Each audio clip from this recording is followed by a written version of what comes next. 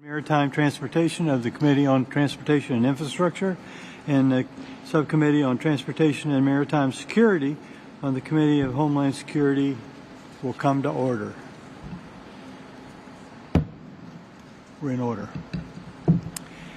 I ask unanimous consent that the chairman be authorized to declare a recess at any time during today's joint hearing. Without objection, show that ordered. I ask unanimous consent that the members not on the subcommittee but on either committee's full committee be permitted to sit with the subcommittee at today's joint hearing and ask questions without objection. Show that ordered. As a reminder to members wish to insert a document into the record, please also email it to documentsTI@mailhouse.gov. I now recognize myself for the purpose of opening statement for 5 minutes. Before we begin, I want to mention recent tragedy in the port of Baltimore. First and foremost, our thoughts are with the victims and their families. We greatly appreciate the work of the Coast Guard and other first responders in their heroic efforts in response to this tragedy. As the work gets underway to reopen the channel and rebuild the bridge, carry out an investigation, the Transportation Infrastructure Committee will closely monitor developments and work with the families and stakeholders impacted.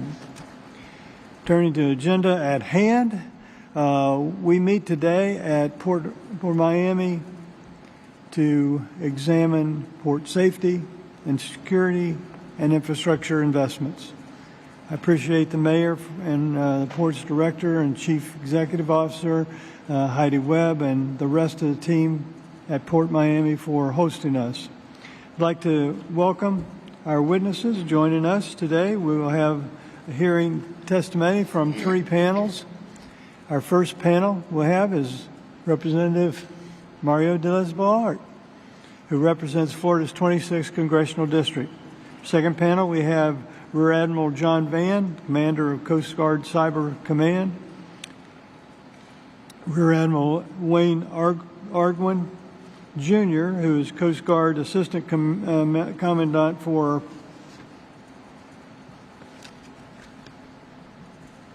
Prevention Policy, and William Pope, Associate Administrator for Ports and Waterways for the Maritime Administration. Third panel we'll hear from James Fowler, Senior Vice President and General Manager of Crowley Shipping, Frederick Wong, Jr., Deputy Port Director of Port Miami, Brent Sadler, Senior Research Fellow at the Heritage Foundation, Ed McCarthy, Chief Operating Officer of Georgia Ports Authority, and Dave Morgan, President and Chief Executive Officer of Cooper Ports America. Thank you all for being witnesses here and joining us today. Cargo activity in the United States ports is crucial to our nation's commerce and accounts for 26% of our nation's GDP, generating nearly $5.4 trillion in total economic activity and supporting 31 million direct and indirect jobs. To protect this crucial economic engine, we need to make the necessary investments and ensure our ports are effectively confront the physical and cyber threats. The Marine Transportation Security Act was passed in the wake of 9/11 and was originally envisioned to guard primarily against physical threats. However, as technology and automation became more ingrained into the port's operation, the risk of cyber attacks grows. For example, we know that from public reporting that one of America's largest ports, the Port of Los Angeles, faces approximately 40 million cyber attacks per month. At the same time, we must also confront the reality of China's influence in the maritime domain, and it's growing, and if left unchecked, threats to overthrow or disrupt impediments to the maritime transportation sector. Major port equipment such as terminal cranes are purchased from China and could present serious vulnerabilities to the supply chain. LogLink, a logistics management system developed by China provides shipment tracking and other logistical services, while collecting significant amounts of data that could be used for malign purposes or to gain unfair economic advantage. I'm pleased that the subcommittee is able to work together to include language in last year's NDAA that provides critical protections against this. In the wake of the global supply chain crisis that caused significant disruptions to commerce, it's critical that our ports, and just as importantly, the intermodal connections that connect our ports to inland cargo destinations, have learned from the experiences during the pandemic. And we're working to increase the resiliency and of the supply chain. Look forward to hearing from our witnesses on how port infrastructure development grant funding is improving the efficient movement of goods and through our ports. And I look forward to learning how operations within the supply chain are mitigating the risk of another supply chain crisis and making the maritime transportation system more resilient to future disruptions. With that, I recognize our ranking member, Mr. Carvajal, for his opening statement for 5 minutes. You're recognized. Thank you, Mr. Chair, Chair Webster, and Chair Jimenez, for gathering us here today in this beautiful, beautiful place called Miami for this important bipartisan joint hearing focused on our ports. I also want to extend thanks to the mayor for coming out and welcoming us, and to my other colleague who will be providing testimony, Representative Diaz-Balart. You certainly live in a great place, a wonderful piece of paradise in our country. I live in the other paradise, Santa Barbara, California. But I wanted to make one observation before I start my testimony. It seems that the Democrats are not wearing ties today. And all my Republican colleagues, especially from Miami, are wearing ties. I'm just wondering, what is the best way to do Miami? You know, I'm a little confused. Last week, when a container ship struck the Francis Scott Key Bridge in Baltimore, the world saw how easily a major port can come grinding to a stop. I express my sincere condolences to the families of the construction crew who lost their lives. The collapse of the Key Bridge exposed vulnerabilities and created an economic catastrophe for the country. When a major port shutters, shockwaves are felt nationwide. Locally, thousands of individuals depend on a port for their livelihoods and will be out of work. Further away, farmers and miners are also affected as their product will not leave the docks. Baltimore is also the largest car port in the country, which will certainly affect the market for vehicles.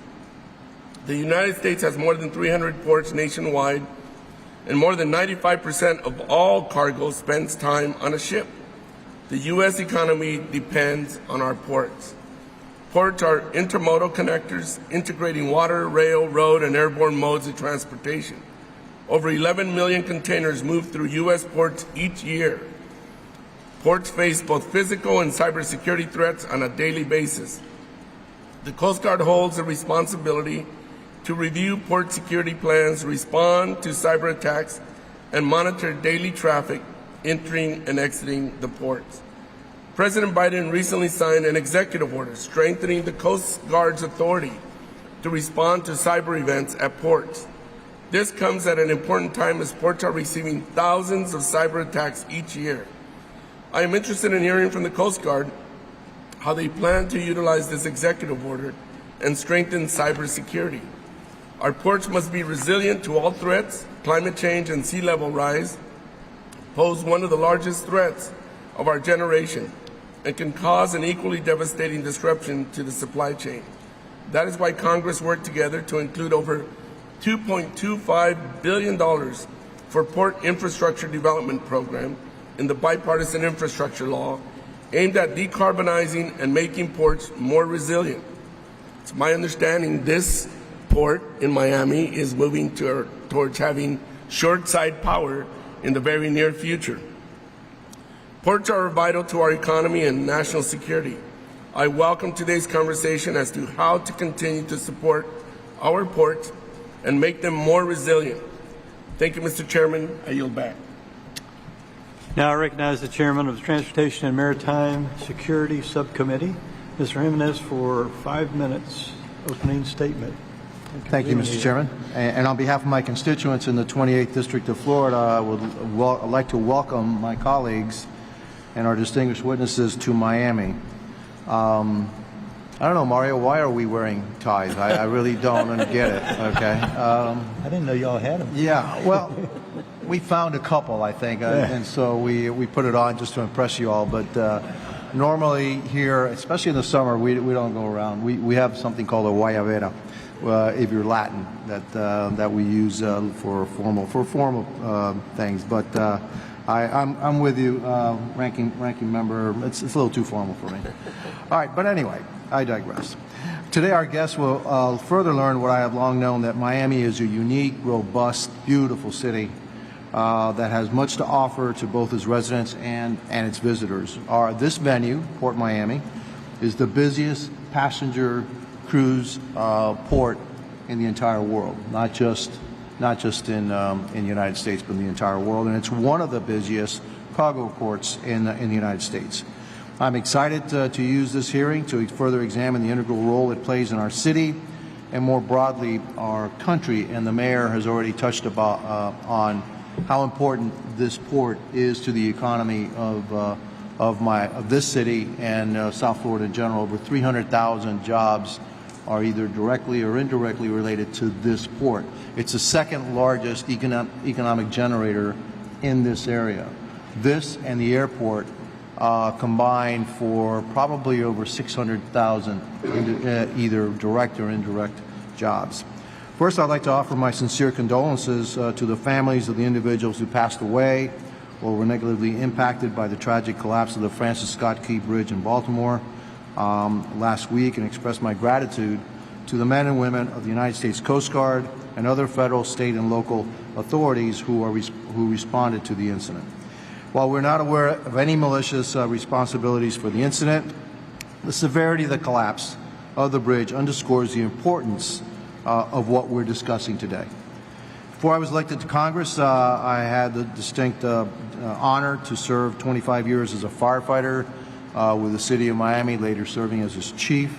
I then had the privilege of being the city manager of the city of Miami, and then finally I served as the mayor of Miami-Dade County. It was during my time as mayor of Miami-Dade that I saw the critical impact that Port Miami and maritime-borne trade has on Miami and the state of Florida. Our port here is not only a hub of commerce, it's a gateway to the world. Major disruptions at the port operations, like what we're witnessing in Baltimore, would severely harm the local economy and hinder the region's connectivity to the rest of the United States and beyond. It is for that reason I worked hard during my tenure as mayor of Miami-Dade and will continue to do so in my current capacity to ensure Port Miami and the nation's port have what it needs, what they need to operate safely, effectively, and securely. In my current role as chairman of the House Homeland Security Committee's Transportation and Maritime Security Subcommittee, I am continuously concerned by the security threats facing maritime ports across the country. I'm especially worried by the security vulnerabilities that exist with port equipment that is manufactured or installed in the People's Republic of China. The ship-to-shore cranes hovering over our docks, including the ones here, while instrumental to our port operations, are a focal point of that concern. Most of the U.S. port-to-ship cranes, nearly 80%, are made by CPMC, a Chinese state-owned enterprise under the direct control of the Chinese Communist Party. This near monopoly allows for CPMC to compromise U.S.-bound cranes that could cause malfunctions or facilitate cyber espionage at U.S. ports. This situation not only presents cybersecurity threats, but also supply chain vulnerabilities that could be exploited by those who wish to inflict damage to our nation and could have lasting impacts. Unfortunately, Communist China's influence in the supply chain extends beyond state enterprises like CPMC. Third-party companies often create the internal operational components for these ship-to-shore cranes. These components include programmable logic controllers, which control many ship-to-shore crane systems, as well as crane drives and motors. In most all cases, CPMC requires, and I repeat, requires that these companies ship their components to the PRC where they can be installed by CPMC engineers or technicians. As my subcommittee has discussed in previous hearings, the proliferation of port equipment and operational technology manufactured or installed by engineers in the PRC introduces significant supply chain vulnerabilities into our maritime transportation system. As a country, we must acknowledge and assess these risks, threats, and vulnerabilities and decide how to effectively respond. In February, the Biden administration signed an executive order providing the U.S. Coast Guard with new authority to respond to potential malicious actors targeting our maritime sector, and particularly those from the PRC. While I commend the administration on this initial action, I believe we need to continue examining this critical topic and ensure that our ports are protected from security threats. To do so, I have brought together a group of members from the China Select Committee and the Committee on Homeland Security to investigate some of the vulnerabilities associated with the PRC manufactured port cranes and the consequences of having a supply chain that is overly reliant upon equipment sourced from our greatest geopolitical opponent. Additionally, I have instructed legislative solutions such as my Port Crane Security and Inspection Act to ensure that the U.S. Coast Guard and other federal agencies responsible for safeguarding maritime ports have the tools and authorities necessary to deter hostile actors from operating against our ports. I'm glad to be participating in today's hearings in which you allow us to continue to address this critical topic and deliver a strong message to our adversaries interested in meddling in our ports and in the United States in general. Thank you, and I yield back. I now recognize the ranking member of the Transportation and Maritime Security Subcommittee, Mr. Tendar, for 5 minutes for your opening statement. Thank you, Mr. Chair, and good morning to all. I'm used to coming here not only not in my tie, but also bringing my family, my children, who are excited to go on the cruise. This is the only time I'm here working in this beautiful building and its beautiful city. But before I begin my remarks, I would like to thank Port Miami for hosting us today. Thank you also to Chairman Jimenez for hosting us in your hometown. And thank you, Chairman Webster and Ranking Member Carbajal, for bringing our two subcommittees together for this important hearing. Finally, thank you all of our witnesses today for sharing your time and expertise with us. The past couple weeks have been displayed the importance of safe and secure functioning of our nation's maritime ports and the marine transportation system. As we all are aware, on March 26th, a container ship crashed into the Francis Scott Key Bridge in Baltimore, causing the bridge to collapse, claiming the lives of 6 men who were working on the bridge. My heart goes out to the friends and families of the victims of this tragic accident. In the aftermath of the bridge's collapse, the Port of Baltimore was forced to shut down all maritime traffic in and out of the port.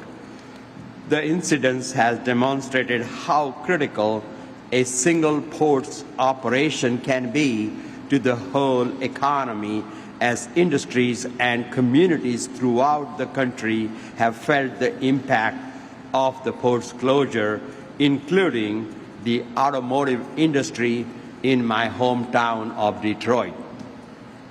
But while the incident has highlighted some of the vulnerabilities of our maritime sector, it has also displayed its tremendous resilience. The Coast Guard, along with a host of federal, state, and local partners, has worked diligently around the clock to respond to the accident, carry out search and rescue mission, access the damage, contain hazardous material, and begin to clear the waterways. Thanks to their hard work, a temporary channel has already been cleared, allowing the port to reopen to limited traffic. I'm grateful to all the first responders who have worked to save lives and limit the damage caused by the accident. Today, we will discuss what more can be done to ensure the safe and secure operation of our nation's seaports and prevent further disruption to the marine transportation system. We must ensure that congested waterways can be navigated safely, and since accidents will happen regardless, we must develop better ways to protect infrastructure and prevent catastrophic damage. And while there is absolutely no evidence that the accident in Baltimore was caused by any kind of cyber or physical attack, threats to the maritime sector are very real, and we must ensure the Coast Guard and its partners have the resources and the tools needed to counter them. As computer systems and networks have grown increasingly prevalent within ports, addressing cyber threats has become especially critical.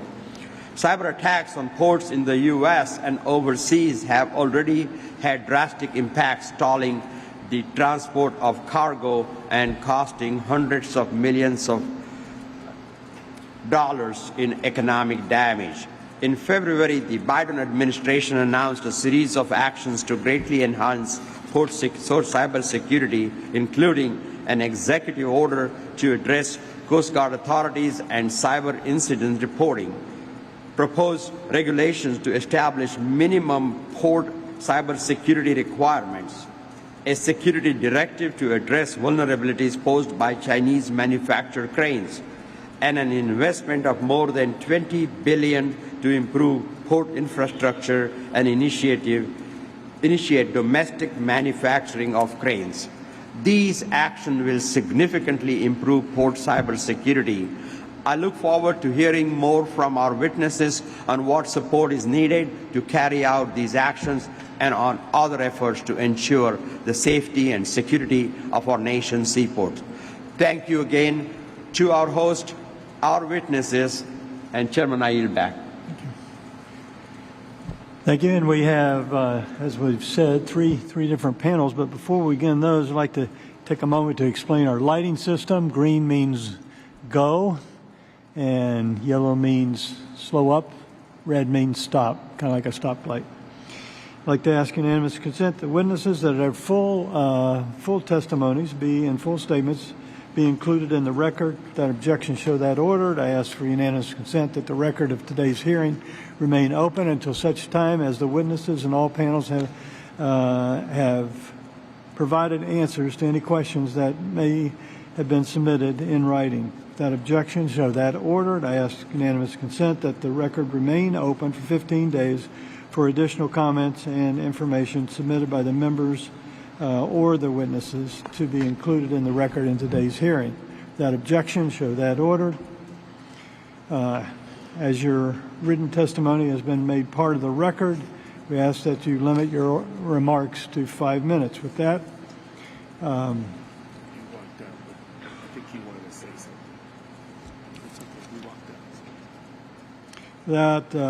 with that being said, we'll start with our first witness, which is Representative Mario Diaz-Balart, a good friend of mine. We served together in the State House, State Senate, and now in Congress, and is in Congress is recognized as probably one of the top members of Congress. So thank you. You're recognized for 5 minutes. Mr. Chairman, thank you so very much. Mr. Chairman, Ranking Member, Chairman, Ranking Member, this is a very distinguished panel, and I am honored that you would all be here in South Florida. To you, Mr. Webster, Mr. Chairman, you and I have worked on issues dealing with infrastructure now going back to, well, we'd rather not talk about how long. But I will tell you that this state and the country is better off because of the service, Mr. Chairman, that you have provided. Your leadership on infrastructure issues and other issues, but in particular on infrastructure issues, has been frankly remarkable.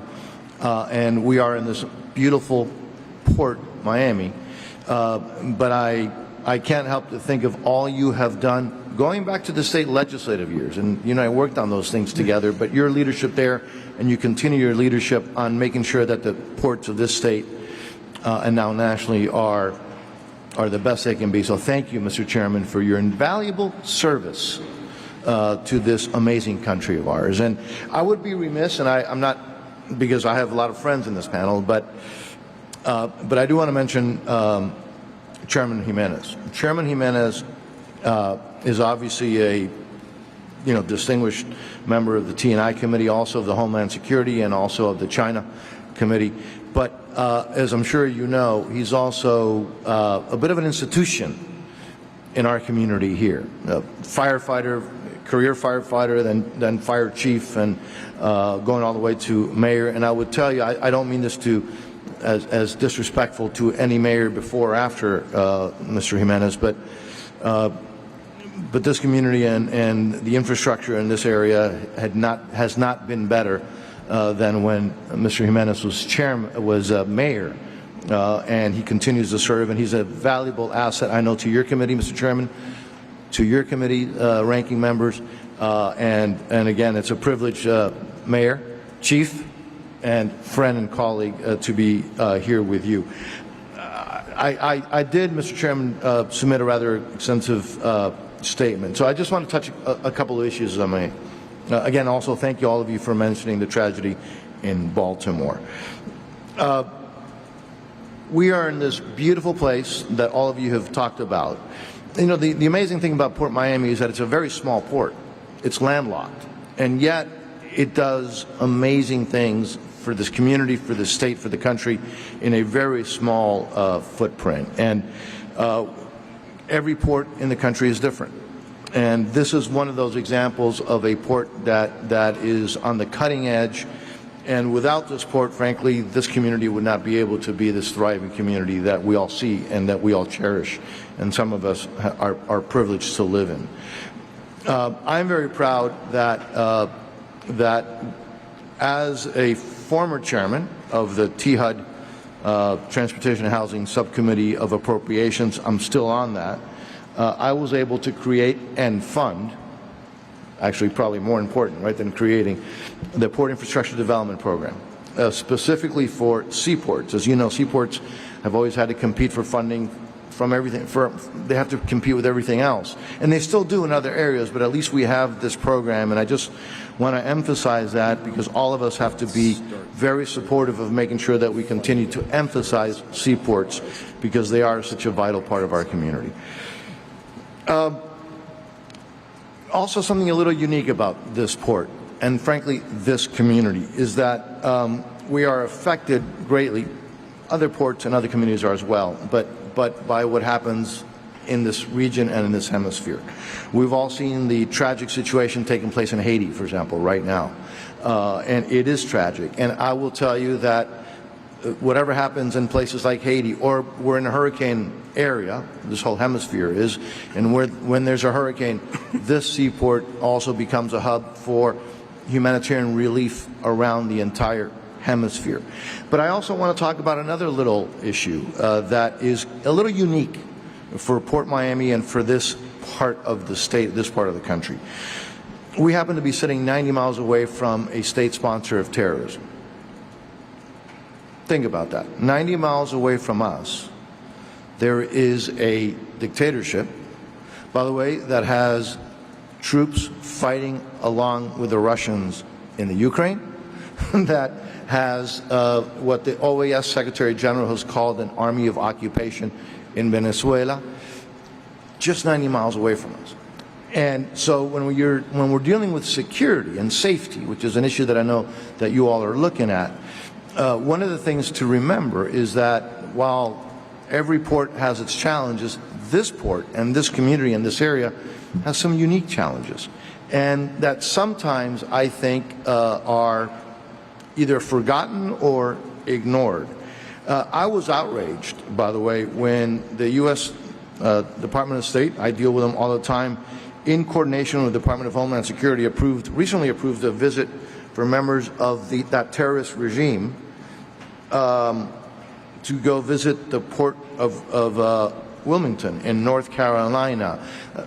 Don't take my word for it. The representative who represents that area, Mr. Chairman Rausser, was equally incensed.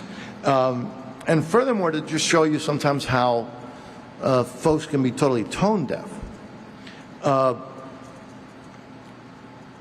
One of the things that was mentioned by the Department of State during that so-called visit was that the delegation was meeting with the Cuban counterparts in the United States, the U.S. Coast Guard, the counterparts. With all due respect, the U.S. Coast Guard are heroes. They sacrifice, they risk their lives to protect commerce, to protect the environment, to protect the American people, and frankly, people from all over the world. And to say that the thugs of the Cuban regime are counterparts to the U.S. Coast Guard not only shows a lack of understanding of reality, but it's just an insult to the men and women, to the heroes of the United States Coast Guards. Just one example, the so-called counterparts, the Cuban regime's counterparts, remember they were responsible for the horrific tugboat massacre where they on purpose sank and murdered and with hoses actually hosed babies and kids, men and women, into the ocean who drowned, and they sank a tugboat on purpose. To call those folks the counterparts of the U.S. Coast Guard is not only insensitive and insulting, but it shows a lack of understanding of reality. So I am so grateful for the fact that all of you are here. I'm grateful for your leadership. I'm grateful for what you do day in and day out. And I'm also incredibly privileged to have the opportunity to work with you all as my role as an appropriator. And I thank you all. And I know that I've gone way over my time, Mr. Chairman. I apologize for that. That's what happens when you wear a tie. You go over the line, you see. So anyways, thank you for your kindness, for your indulgence. I yield back. Okay, does anybody on the panel have a question for Representative Diaz-Balart? You recognize Mr. Cohen.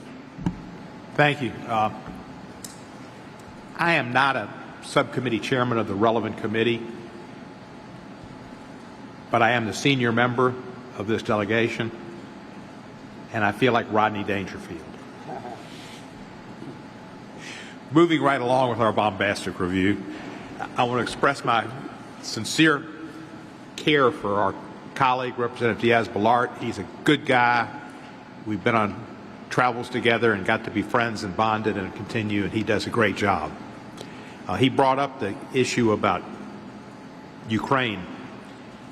I hope we get a vote when we come back next week to support the Ukrainians who are valiantly fighting to maintain democracy, to fight off an authoritarian attack by Russia, just as many in Cuba did when Castro came. And I hope we get that vote. And right now, you know, the Cuban soldiers who are there are having a pretty free reign in killing Ukrainians because they got the bullets and the Ukrainians don't. So I hope that happens. And then on a bit of personal privilege, my staff emailed me, and they didn't say anything about me not having a tie. They said, "I like your shirt." Shirts are good. I'd also like to give note that I'm a 1967 graduate of Coral Gables High School. I'm probably maybe the only, other than Mr. Jimenez, graduate of a Dade County high school in the Congress. And I was a Cavalier, and I went to Ponce Jr. and loved Miami and still love Miami. It's changed a lot since I was here. I've visited many times, but when I was here in this growing up, it's changed a ton. And I've just learned that Mr. Jimenez and I have much in common. Sonny Liston and Cassius Clay and Joe Auer and so much else, and we'll have lots of time to talk about George Meyer in the future. Thank you, and it's good to be back in Miami. And also, for Mr. Carvajal's note, and he may not know this, and it may be an old thing, CALIF. That's, Mr. Carbajal, that's abbreviation for California, is it not? It could be. You know, when I was growing up, they told me that meant come and live in Florida. I yield. Mr. Chair, now we know who to blame for the taste in shirt that Mr. Cohen is wearing. Yes, for sure. Are any questions for Representative Diaz-Balart from the panel here? Okay, well, that brings to the close the first panel. Thank you for appearing, Representative Diaz-Balart. Thank you for your insight. We really appreciate it. You are excused.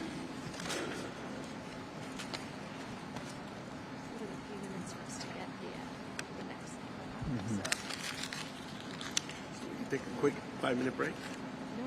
Oh, I thought you wanted us to leave. No, I was just letting them leave. Oh, the transition.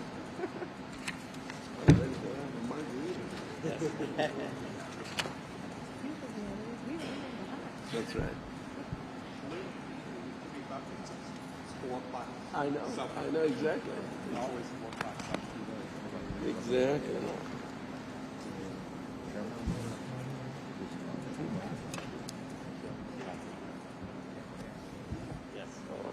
Míralo. What do we chop lip? Give it a shit.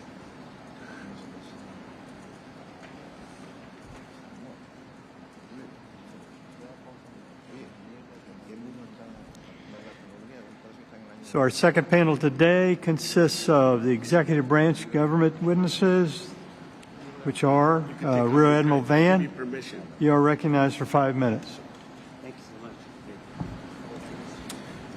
Good morning, Chairman Webster, Chairman Jimenez, Ranking Member Carbajal, Ranking Member Tanadar, distinguished members of the subcommittees. I am honored to be here today to discuss the protection, defense, and resiliency of the marine transportation system, the MTS, from today's cyber threats. I ask that my written testimony be entered into the record. So ordered. First and foremost, I would like to express my deepest sympathies to the 6 individuals who lost their lives in the terrible accident involving the Francis Scott Key Bridge. The Coast Guard's thoughts are with their loved ones during this difficult time. Furthermore, my thanks go out to the Coast Guard men and women and the many agencies and organizations that continue to heroically respond to that tragic accident. The Coast Guard is committed to addressing cybersecurity risks and responding to cyber incidents in the marine environment to ensure our nation's economic and national security. The size, interdependence, complexity, and criticality of the MTS make it a prime target for criminals, activists, terrorists, state-sponsored actors, and adversarial nation-states. The threat of disruptive cyber effects to our critical infrastructure, and specifically to the MTS, require us to be vigilant, proactive, collaborative, and resourceful. Cyber intrusions and attacks have a devastating impact on critical infrastructure. A successful cyber attack could impose unrecoverable losses to port operations and electronically stored information, hampering national economic activity and disrupting global supply chains. The increased use of automated systems in shipping, offshore platforms, and port and cargo facilities creates enormous efficiencies and introduces additional attack vectors for malicious cyber actors. With the support of Congress, the Coast Guard has invested in growing and maturing Coast Guard Cyber Command to assess, identify, and respond to cyber risks and threats. CG Cyber currently employs 3 cyber protection teams, or CPTs, and a maritime cyber readiness branch. The CPTs work with local Coast Guard captains of the port to address cybersecurity risks and respond to cyber threats in the MTS. A Coast Guard CPT was the first federal cyber response team in 2021 to identify probable port network intrusion by a People's Republic of China actor known now as Volt Typhoon. our ability to share information and critical vulnerabilities with the Cybersecurity and Infrastructure Security Agency, CISA, and law enforcement partners enabled a timely response and rapid mitigation with that port partner. The Maritime Cyber Readiness Branch employs subject matter experts in cybersecurity and marine safety. They regularly engage with industry, support area maritime security committees for planning and execution of cyber exercises, and work with MTS cybersecurity specialists at each Coast Guard area, district, and sector to improve cyber literacy and support Coast Guard captains of the port in measuring cyber risk. We will soon be releasing the third annual Cyber Trends and Insights in the Marine Environment Report, which provides key insights and trends to aid industry and other stakeholders in identifying and addressing current and emerging cyber risks. Through consistent work in collaboration with other departments, agencies, and industry, CG Cyber shares critical vulnerability information, mitigation strategies, and threat intelligence. Our CPTs regularly deploy with Department of Defense and CISA teams to provide maritime and operational technology subject matter expertise around the globe. We are better and more resilient because we exercise and execute operations together. I look forward to continuing this conversation and answering your questions. Thank you.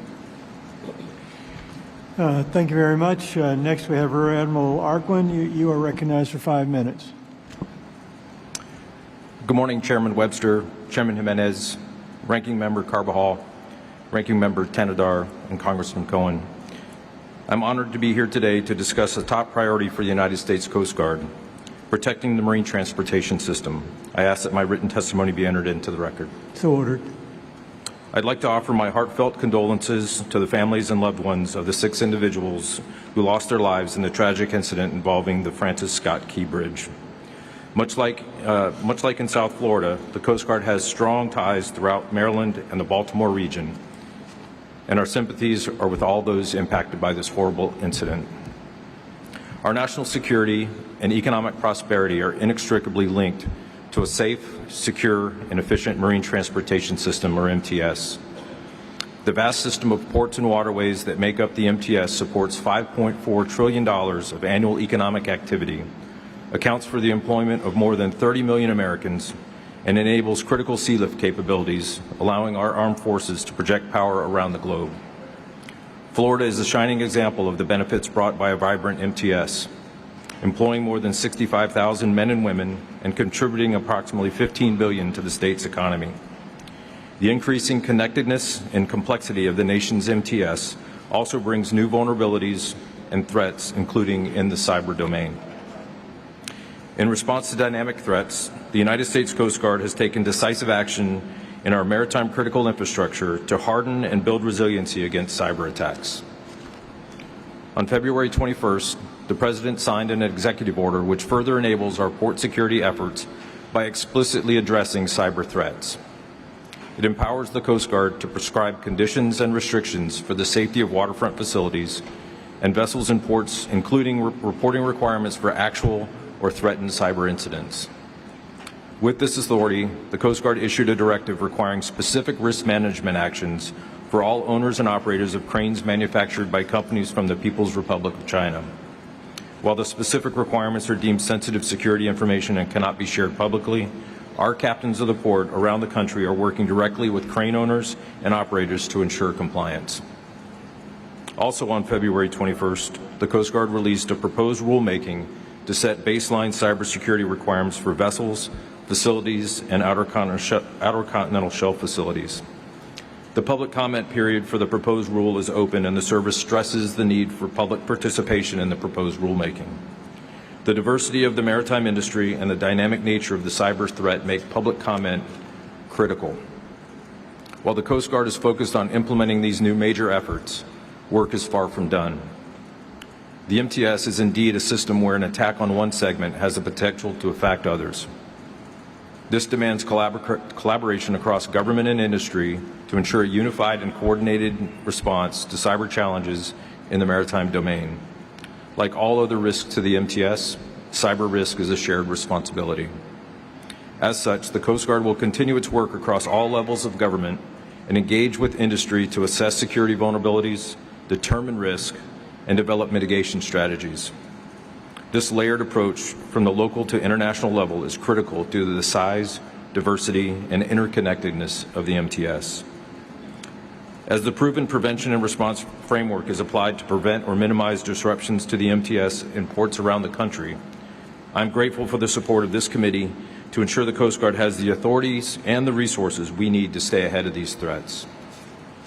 I look forward to your questions on the vital work the Coast Guard does every day to help safeguard America's ports. Thank you for the opportunity to appear before you today, and I look and for your continued support of the United States Coast Guard. Thank you. Now, Mr. Pape. Thank you, sir. Good morning, Chairman Webster, Chairman Jimenez, Ranking Member Carbajal, Ranking Member Tanadar, and distinguished members of the subcommittee. Thank you for your tremendous support for the Maritime Administration, and thank you for the opportunity to testify today regarding the Port Infrastructure Development Program, or PIDP, which is a discretionary grant program, and its role in bolstering the safety and security of our nation's ports. Before I go further, allow me to express on behalf of the Department of Transportation our condolences to the families of those who lost their lives last week when the Francis Scott Key Bridge collapsed. I also want to express thanks to the United States Coast Guard for spearheading the federal response at the Port of Baltimore, and to all of our federal partners, as well as Maryland state and local officials, for their ongoing response to the Baltimore Bridge collapse. Times like this highlight how important our maritime transportation system is to our economic and national security. MARAD promotes the development and maintenance of a resilient maritime transportation system, including ports, by providing grants for infrastructure projects, technical assistance, and support for port security initiatives. The Port Infrastructure Development Program is MARAD's largest discretionary grant program. The primary objective of PIDP is to enhance the safety, efficiency, or reliability of the movement of goods into, out of, around, or within a port. PIDP grants support efforts by ports and industry stakeholders to improve port and related freight infrastructure to meet the nation's freight transportation needs and ensure our port infrastructure can meet the anticipated growth in freight volumes.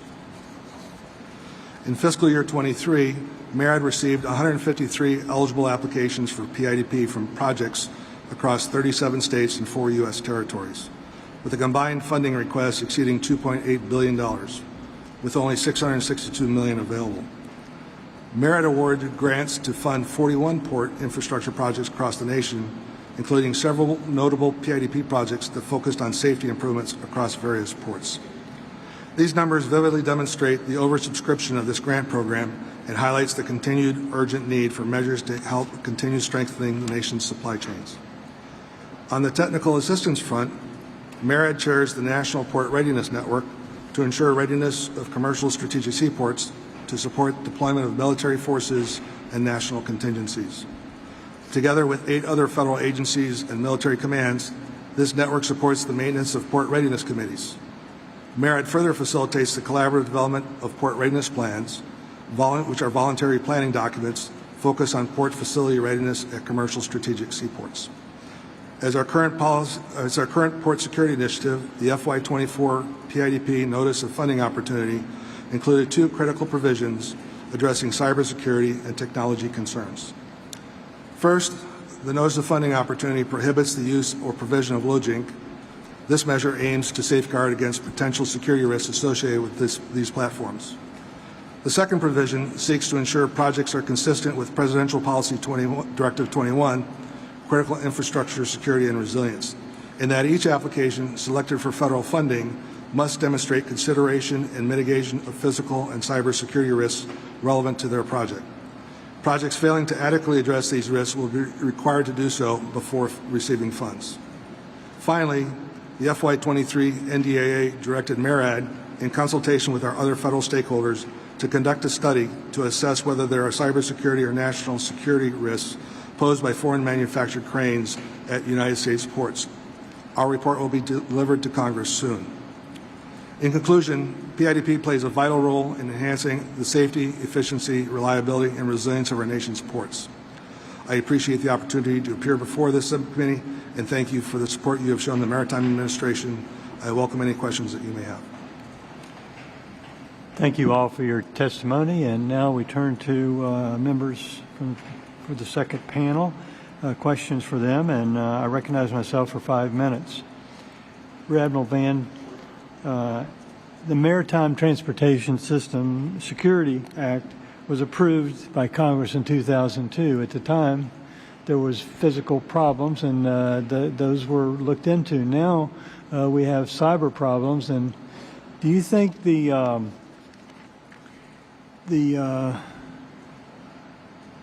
Coast Guard has the right authority and so forth in striking a balance between cyber and physical threats?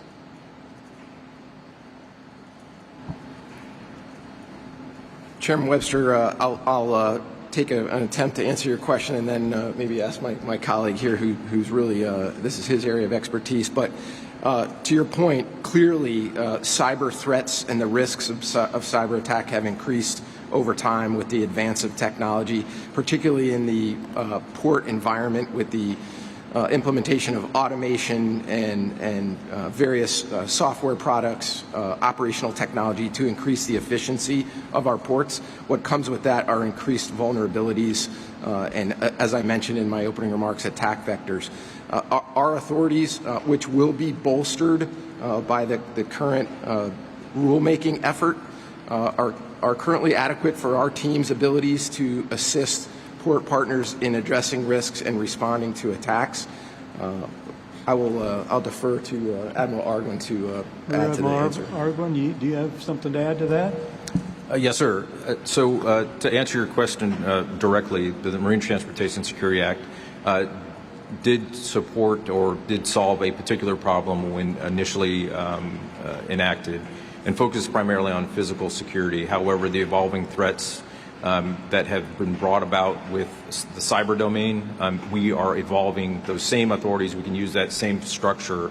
And our proposed rulemaking really does focus on evolving the requirements that we are putting in place through those baseline cybersecurity requirements to address the emerging threats that cyber places. So I would say that we are good on the physical side with MTSA. Evolving to incorporate vulnerability closing actions underneath MTSA is still appropriate. Yes, sir. So were there more that you might need for the cyber part of that, as far as the Coast Guard needing more authority for port safety and so forth? Do you think? Mr. Chairman, I would say that the framework, the structural framework, that system that was put in place underneath the MTSA is adequate. The authorities that we have underneath the Captain of the Port authorities to be able to address those emerging threats is adequate. We need to build out the specifics, which is where the notice to propose rulemaking really does focus on setting that baseline. But the cyber challenge really is an evolving challenge that we're going to have to be nimble and flexible as new vulnerabilities are identified. But I feel very confident that the structure and the system that's in place underneath MTSA is adequate for the purposes of addressing those vulnerabilities. So Rear Admiral Vann, in February, the President signed an executive order to strengthen cybersecurity in the maritime domain. The Coast Guard has historically been sometimes slow to respond to doing executive orders and rulemaking and so forth. For example, we spent a decade trying to execute rules for the Atlantic coast port access routes. Cybersecurity is rapidly developing. Do you think that the Coast Guard will have the speed to put together what's needed in order to do that, or are they going to adopt a slower speed? Mr. Chairman, the executive order clarified Captain of the Port authorities to respond to cyber threats and attacks immediately as soon as it was instituted. As you know, sir, that same day, the Coast Guard released a maritime security directive that specifically addressed the assessment of vulnerabilities in foreign-made ship-to-shore cranes. So again, that was an immediate response. And then that same week was the notice of proposed rulemaking, which, to your point, sir, there is a process that plays out. We are in the public comment period, and the Coast Guard encourages industry and port partners to take advantage of the opportunity to provide feedback on the draft regulations that have been put forward through that rulemaking process. So moving with haste, sir. Thank you. Okay, Mr. Carbajal, you're recognized for 5 minutes. Thank you, Mr. Chairman. Mr. Papp, as we so tragically witnessed in Baltimore, the continuous operation of our ports should not be taken for granted. What is Merit doing to help ports become more resilient to rising oceans and extreme weather events?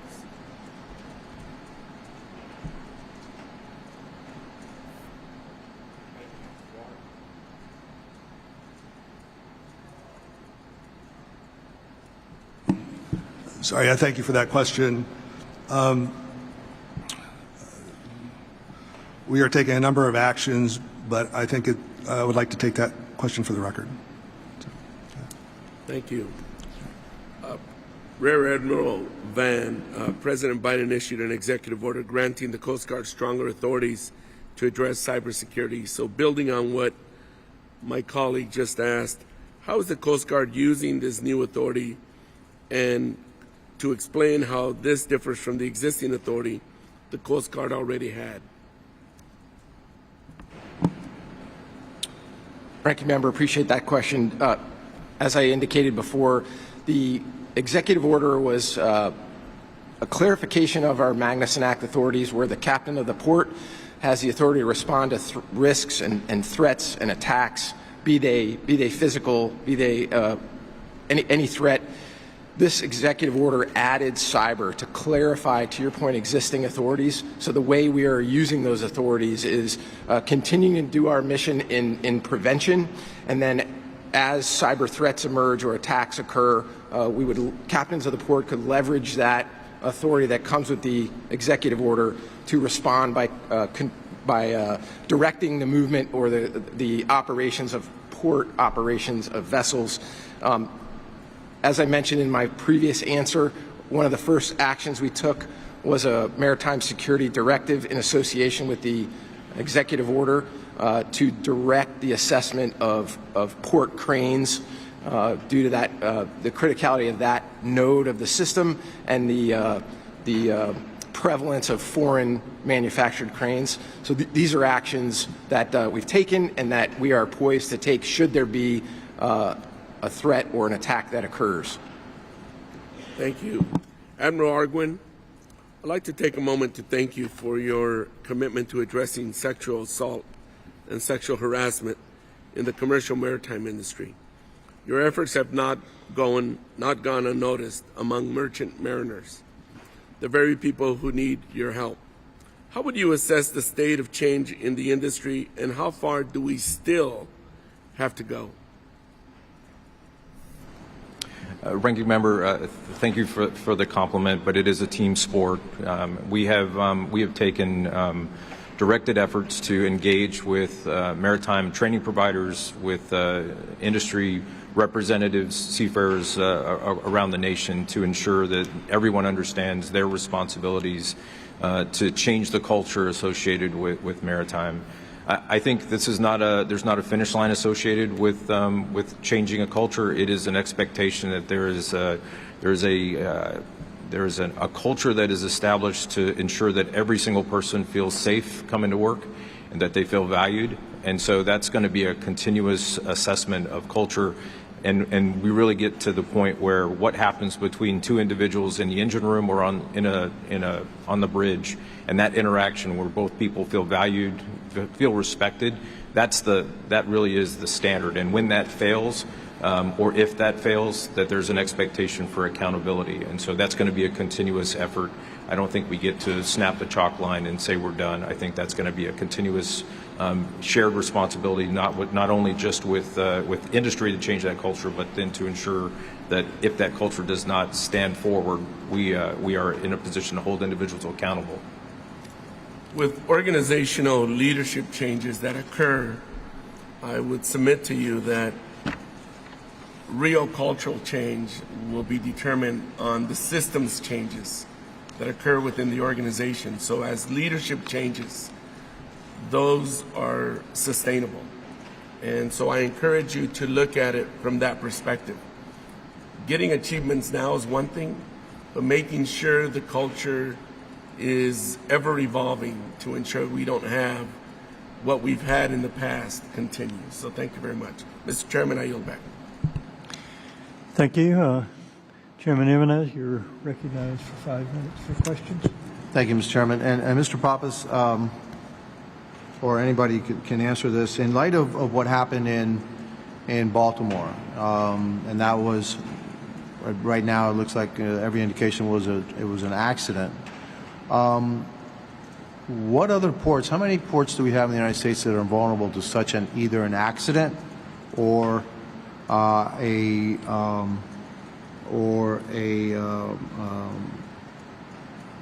attack that's actually not an accident? So how many ports in the United States would be vulnerable to such a thing where a ship strikes the bridge collapses, and then basically the port is out of commission? How many ports do we have like that? Mr. Chairman, I'll take a first shot at that. I would say that every port is vulnerable. I think given the cyber challenges and the interconnectedness, the continued interconnectedness of the marine transportation system, and the inherent vulnerabilities with that interconnectedness, that we have to be ever vigilant to continuously evolve efforts to close those vulnerabilities. Specific to a number of ports that may have infrastructure that could impact or cause the closure of a particular port, I don't have particular numbers, but I think anything that crosses a waterway poses a particular hazard or threat, and we need to be evaluating on a regular basis, assessing those waterways. As more congestion comes into our ports, we need to understand that and be nimble and flexible to be able to put safeguards in place to ensure the safe and efficient movement of commerce. I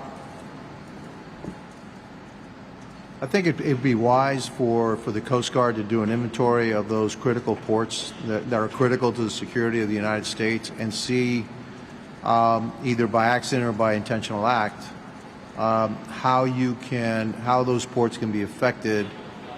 I mean, this accident in Baltimore is clear indication. One ship hits a bridge and the port is out of action for some time. A foreign adversary could say have a coordinated attack, and this is not far-fetched. I mean, this is what happened in 9/11, right? So coordinated attack to affect our ability to respond around the world, especially our military around the world. Have we done such an analysis? And if we haven't, I think it should be done to say, okay, these ports are vulnerable in this fashion to being shut down and affecting our ability as a country to respond around the world. Mr. Chairman, so just to be clear, each of our sector commanders, our captains of port, have real-time information on ongoing threats and hazards within each of those ports, and they are regularly assessing risks on a daily basis to understand the impact to the marine transportation system. A consolidated list of single point failures within those ports, I'll bring that back to the staff to verify that we have done something like that. But on a daily basis, every one of our sector commanders is regularly assessing risks, whether that's weather, whether that's congestion, whether that's impacts to the waterway due to navigation challenges. They're regularly assessing those ports to ensure that we can continue to move cargo on a daily basis. We certainly understand the significance of the but in Baltimore, did anybody assess the risk of a ship hitting that bridge and it causing it to collapse? Did anybody do that? Look, I mean, you got to think of the stuff that's never happened before. What if? The what if? And I guess because that's my firefighter in me. What if? All right.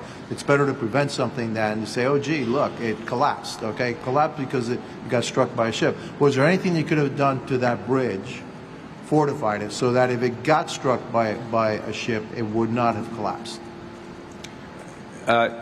as I'm not a bridge expert, sir, but I would certainly say that there, at the conclusion of the investigation, the causal factors and recommendations that will come through, we'll take those into account. That's what I'm calling for.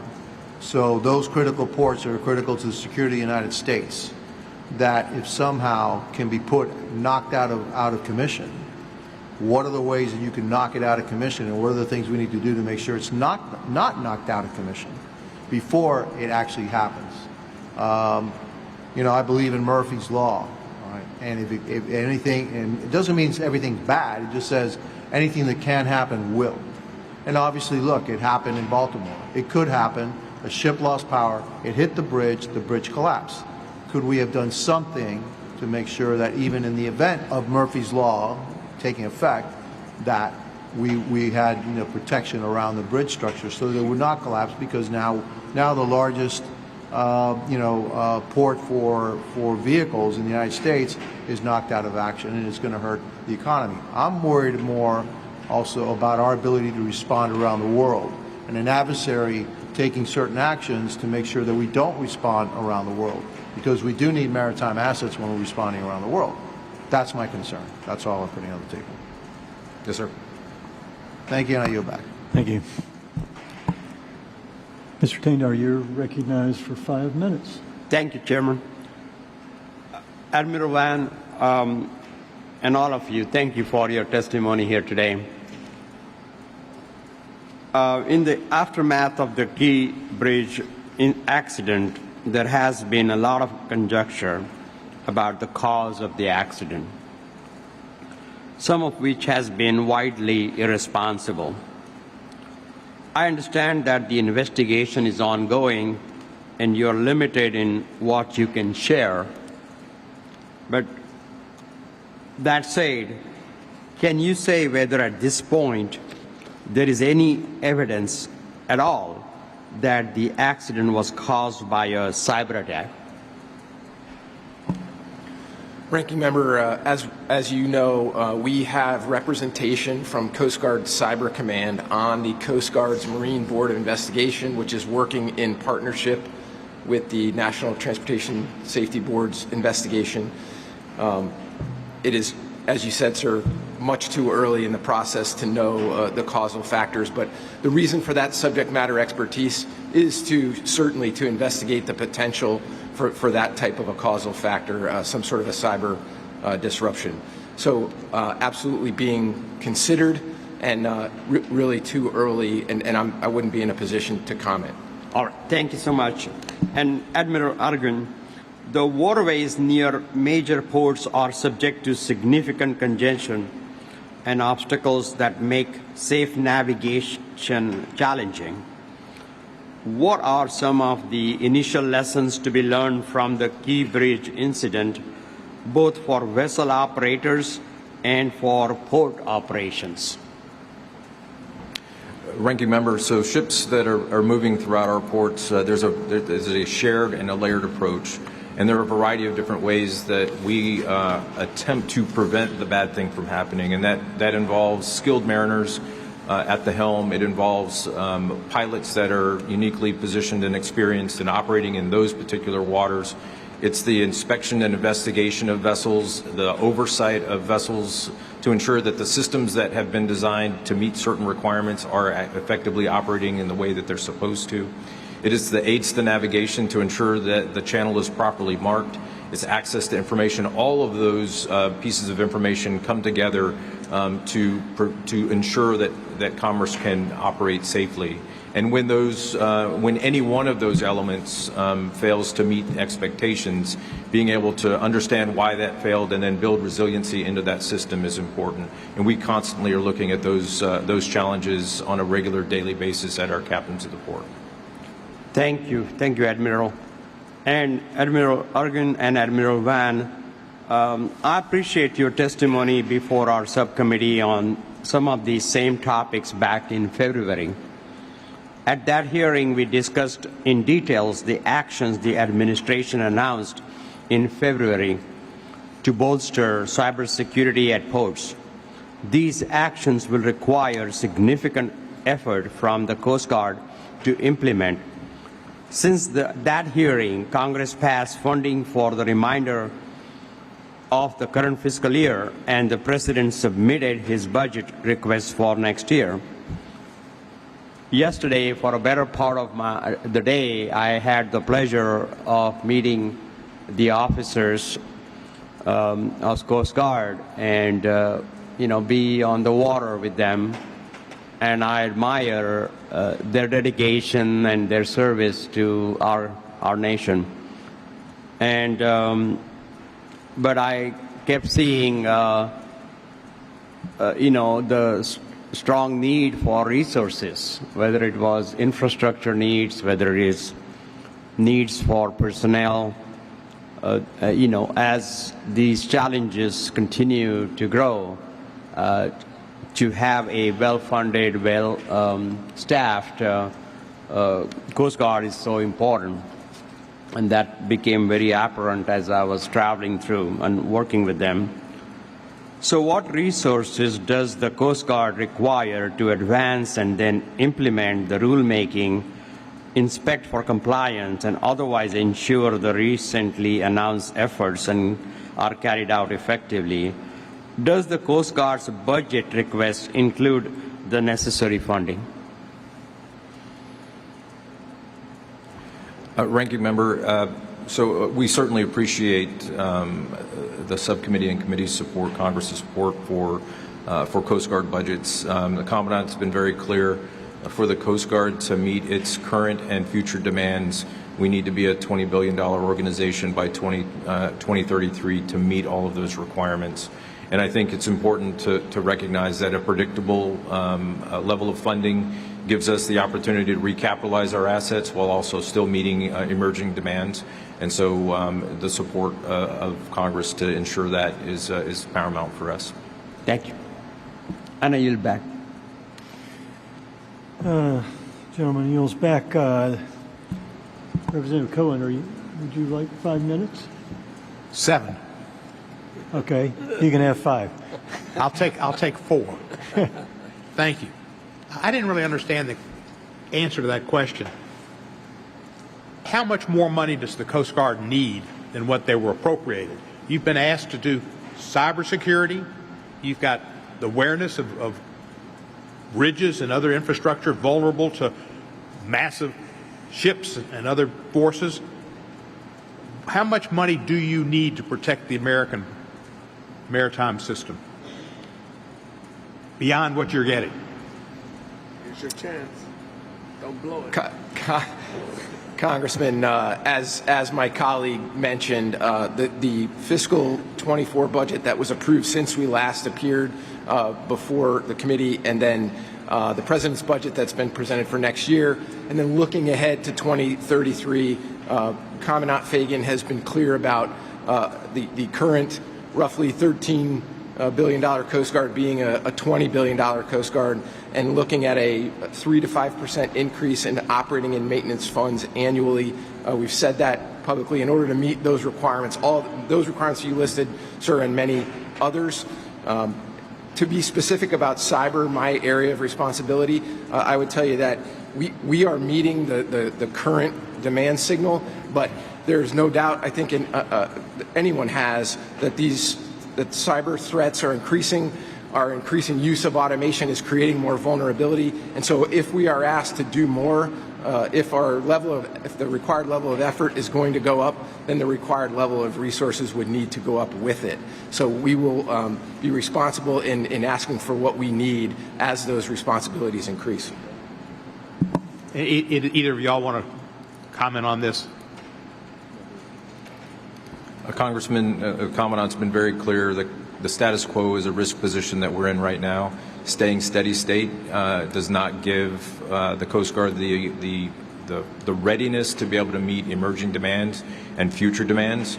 And so the President's budget has a prioritized list of critical assets and critical funding support that will allow us to not only continue to restore readiness for our aging infrastructure and aging assets, but then also be able to meet future demands for service for the Coast Guard.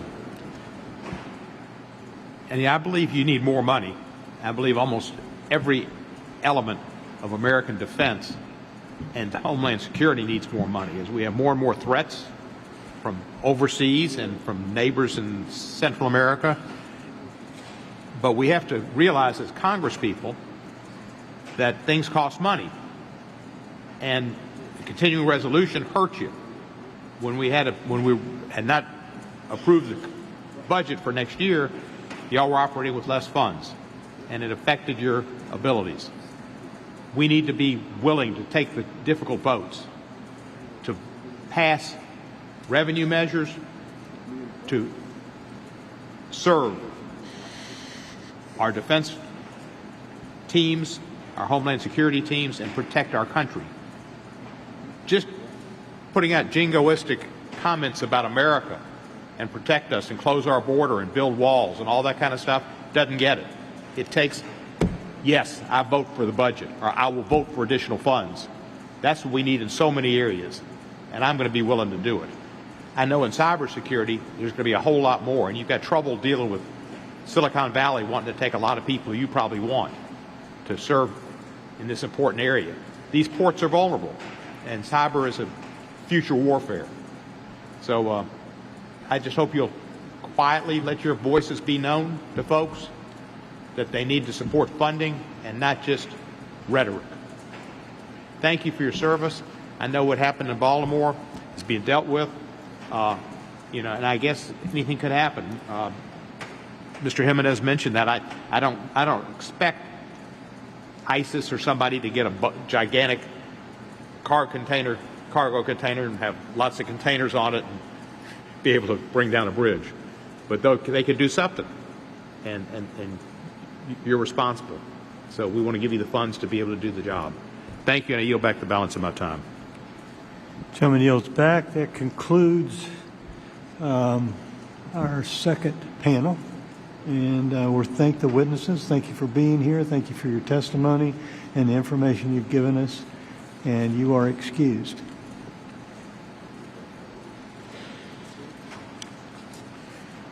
I was no local media here. Nope. Doesn't look like it. One camera there is doing for closed circuits. But You did good. That was amazing. it's the shirt. I know it. When you wear that shirt, you got to have What happens to you?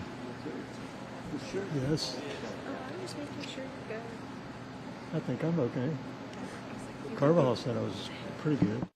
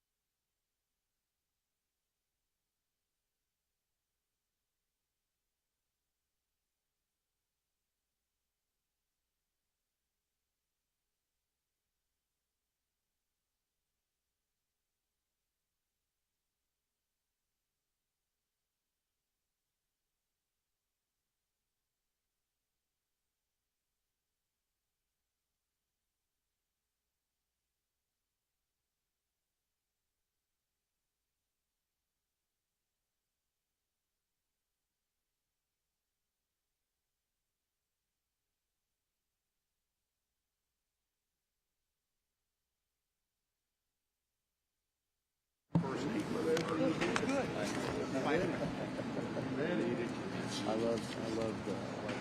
love White Castle. They're still on. You get a direct flight here? No, I had a layover. Okay, for our third panel, I'd like to welcome them and the witnesses and ask them to get prepared. You're next. Our third panel consists of industry experts operating in and around ports as the primary users of the operators of ports, aware of safety, security, and infrastructure investment needs, and only today, but for the long-term sustainability and success. So As noted earlier, at the beginning of this hearing, your written testimony has been made a part of the record. Therefore, we'd ask you to limit your remarks to the time allotted, 5 minutes. With that, Mr. Fowler, you are recognized for 5 minutes for your testimony. Chairman Webster, Chairman Jimenez, Ranking Members Carbajal and Tanadar, members of the committee, I'm honored to appear here today to discuss critical issues concerning port safety, security, and infrastructure investment. I'm James Fowler, Senior Vice President and General Manager of Shipping at Crowley. We're a U.S.-owned and operated maritime energy and logistics solutions company serving commercial and government sectors with over 170 vessels, mostly in the Jones Act fleet, and approximately 7,000 employees around the world, employing more U.S. mariners than any other company. The Crowley enterprise has invested more than $3.2 billion in maritime transport, which is the backbone of global trade and the global economy. As a ship owner-operator and transportation services provider with more than 130 years of innovation and a commitment to sustainability, Crowley serves customers in 36 nations and island territories. We sincerely appreciate the committee's continued work towards making America's ports the most efficient, safe, and secure in the world. Crowley has operations in ports along the U.S. coast, East Coast, and Gulf Coast, including Gulfport, Mississippi, Mobile, Alabama, Port Everglades in Jacksonville, Florida, Wilmington, North Carolina, and Eddystone, Pennsylvania. These facilities support our U.S. customers as well as customers in Mexico, the Caribbean, and Central America. We also have significant operations in San Juan, Puerto Rico, and in the U.S. Virgin Islands. While the investigation of the terrible and tragic collapse of the Francis Scott Key Bridge in Baltimore continues, it reminds us all that safety is of critical importance to the maritime industry in all transportation modes. We also see that our nation's intricate supply chain is vulnerable to disruption, and industry must continue to work collaboratively with federal officials to address these issues. Post 9/11, our industry has made significant changes to operations and procedures to increase security at all of our ports. As a port stakeholder, we take our obligations in this area seriously, and we work closely with a number of federal agencies, including CBP, the U.S. Coast Guard, and CISA. While the focus over the past 20 years has been on security physical threats, we're becoming increasingly prepared for cyber threats. Crowley works closely with both the CISA Maritime Modal Sector Coordinating Council and the Customs Trades Partnership Against Terrorism program to address industry cyber and supply chain concerns. We're also mindful of the concerns raised over the last year involving cranes manufactured by ZPMC.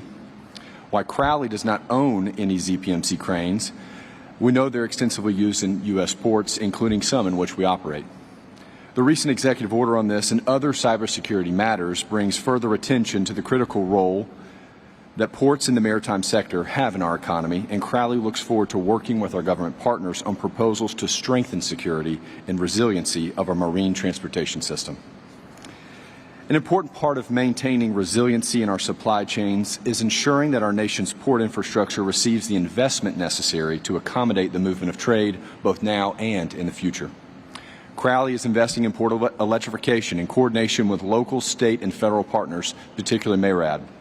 Port infrastructure development grants have been critical to expanding electrification efforts in ports like Jacksonville, where we're in the early stages of a project to build out electrical connections for hundreds of refrigerated containers. These improvements will decrease our diesel fuel usage and cost, reduce air and noise pollution, and increase equipment uptime and efficiency. We've also worked with our public sector partners to utilize PIDP grant funding for desperately needed upgrades to the Crown Bay Terminal in St. Thomas in the Virgin Islands and to begin construction of New England's flagship offshore wind terminal in Salem, Massachusetts. PIDP grants should continue to be available and expanded to ensure that we don't lose momentum in addressing the needed port improvements across the U.S. In conclusion, while progress has been made in addressing various challenges facing the maritime industry, continued vigilance and investment are essential to ensure the safety, security, and resilience of our ports and supply chains. I commend the committees for their dedication to these critical issues and stand ready to collaborate in advancing solutions that strengthen our nation's marine transportation system's infrastructure and competitiveness. Thank you for the opportunity to testify today, and I look forward to your questions. Thank you very much. Mr. Wong, you're recognized for 5 minutes. Good morning, Chairman Webster, Chairman Jimenez, Ranking Member Carbajal, Ranking Member Tenedor, and Congressman Cohen.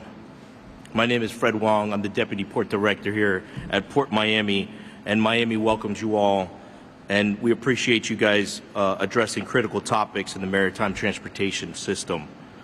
I respectfully ask that my written testimony be read into the record, sir. Without objection. So that done. Thank you.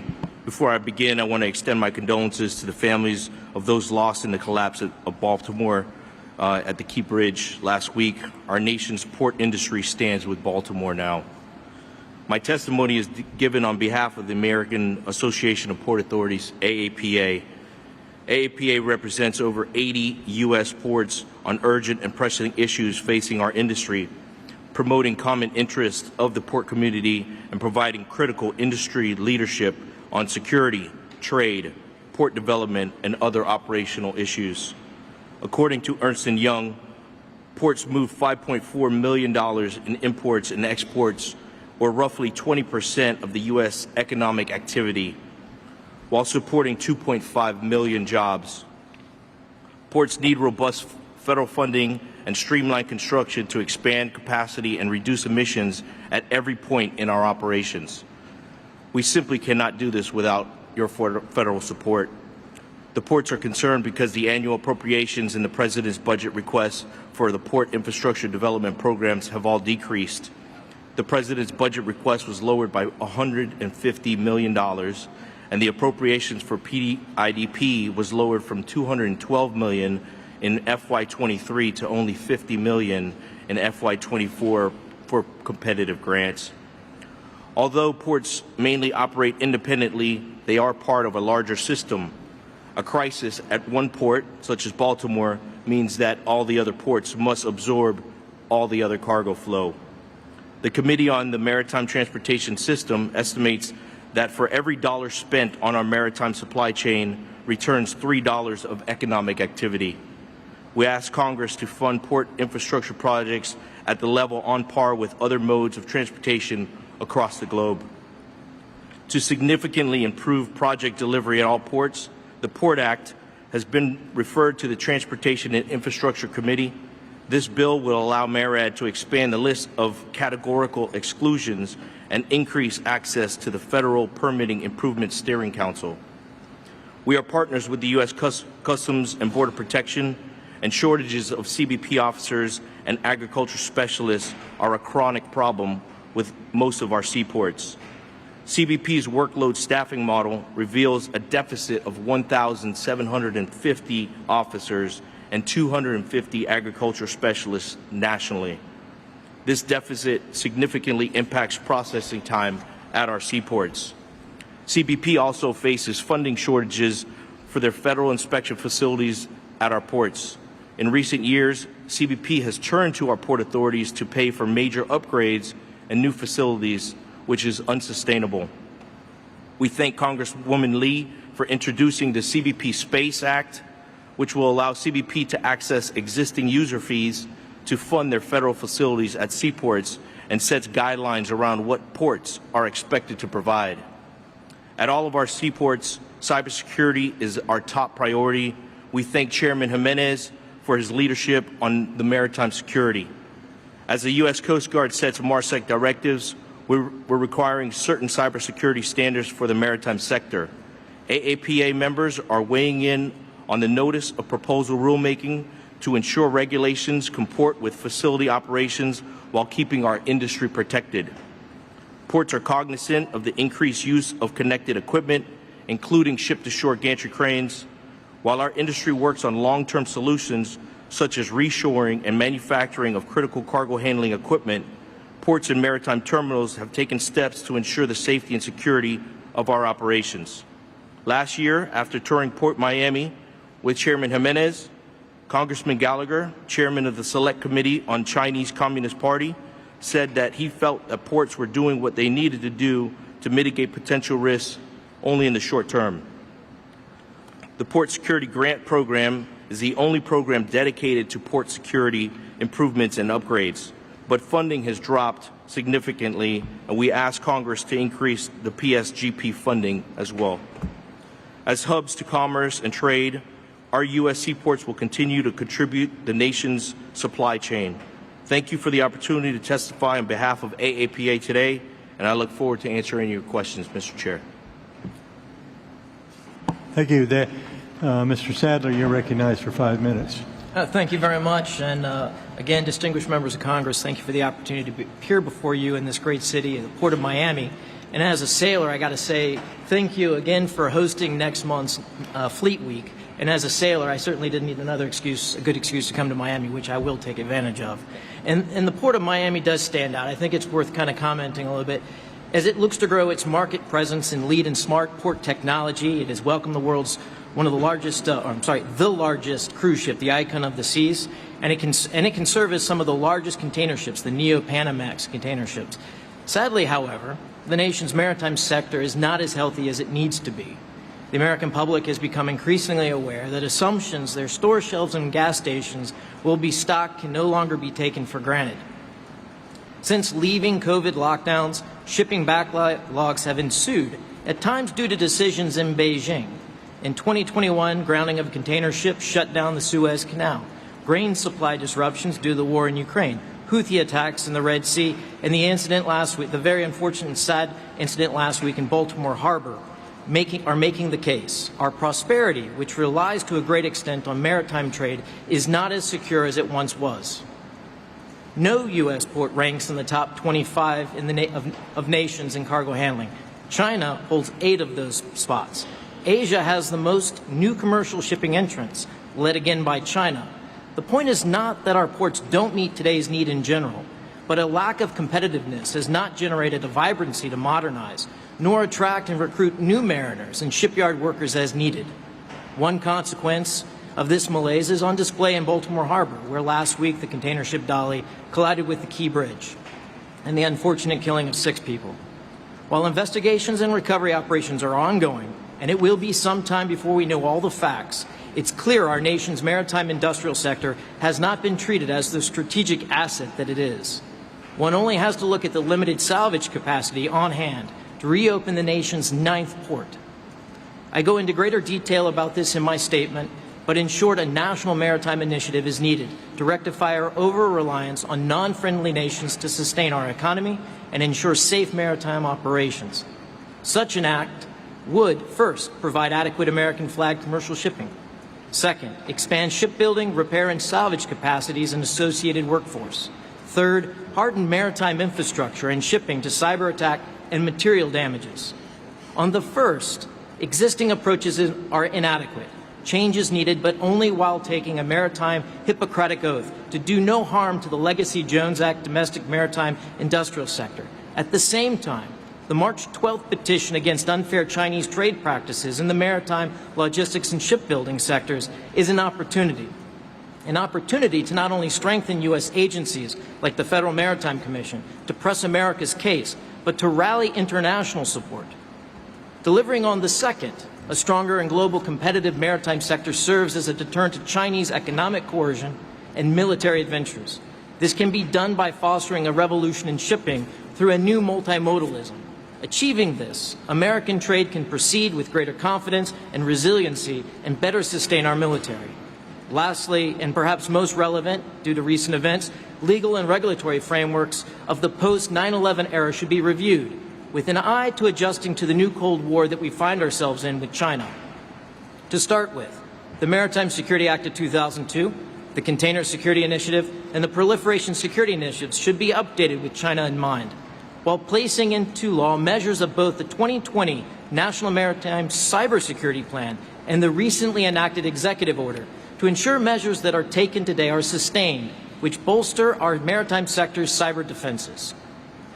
Safeguarding the nation's ports, economy, and defense requires a national maritime initiative, which begins with an update to the 1989 National Security Directive on sea lift and enabling legislation from Congress that hardens the nation's maritime infrastructure, strengthens U.S. ability to combat unfair Chinese maritime practices and regain American maritime competitiveness, create maritime prosperity zones, establish a maritime innovation incubator, train more mariners, and incentivize those mariners who maintain their certifications, and create a naval guard for disaster response as well as crisis management. This is not an easy nor cheap, but failing to address the nation's sea blindness will further place our nation's economic and national security in the hands of non-friendly parties. Thank you again, and I look forward to the questions. Thank you. Now, Mr. McCarthy, you're recognized for 5 minutes. Good morning, Chairman Webster and ranking members and members of the subcommittee. Thank you for the invitation to testify here at the field hearing today. I thank Chairman Gray's recent visit to us in Savannah and the committee's support of all the initiatives that you are endeavoring in. I'm the Chief Operating Officer for the Georgia Port Authority and a member of the National Association of Waterfront Employers. We are very appreciative of the federal infrastructure grants that will help U.S. ports and marine terminal operators to become more resilient. Thank you for the opportunity to talk about U.S. ports and marine terminal operators on safety, security, and the infrastructure investments that are needed. The Georgia Port Authority employs 1,700 direct employees and over 3,000 ILA employees. GPA has invested $3 billion since 2012, mostly all of that self-invested, self-financed Georgia Port's revenues. Georgia Ports plans to spend another $4.5 billion over the next 10 years to build more port infrastructure, which will primarily enhance and be financed by the Georgia Port Authority. There are two pillars by the Georgia Port Authority. One, containers, which are done in Savannah, Georgia. This is the third ranking volume port in North America, behind LA, Long Beach, and New York, New Jersey. The second is automobiles and machinery in Brunswick, the fastest growing roll-on, roll-off port, and the second largest only behind Baltimore, who our hearts and prayers go out to all those in the Baltimore City region. Ports are an economic engine creating jobs and keeping America competitive. According to a recent study by UGA, University of Georgia, Georgia Ports supports more than 600,000 jobs indirectly in the state of Georgia, contributing $40 billion in income, $170 billion in revenue, and $5 billion in local taxes. The subcommittee attendance here in the field today demonstrates the importance of ports and marine terminal operators as a foundation of the American economy. The Bureau of Transportation Statistics reports approximately 47.7 million TEUs of equipment of containers were handled in U.S. ports and marine terminal operators. This represents 41% of U.S. international trade value and almost $1.9 trillion. In addition, U.S. ports and MTOs directly support the development and sustainment of our U.S. military. Since 9/11, all ports have a robust facility security plan, which is approved by the U.S. Coast Guard. GPA, most ports voluntarily with the U.S. Customs and Border Protection are certified by a Customs Trade Partnership Against Terrorism. And I concur with Mr. Wong's remarks with funding for CBP and headcount. Georgia Port's contracts on the ship-to-shore cranes are with a company called Koni Cranes in Finland.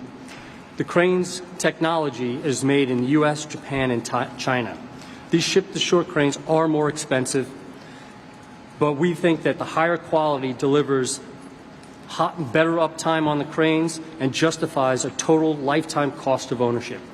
Turning to cybersecurity, U.S. ports are this is our primary priority at a multi-tier level approach, working with U.S. Coast Guard Security Cyber Terrorism Unit and the FBI Cyber Team. We look forward to working with the U.S. Coast Guard and this subcommittee on these matters.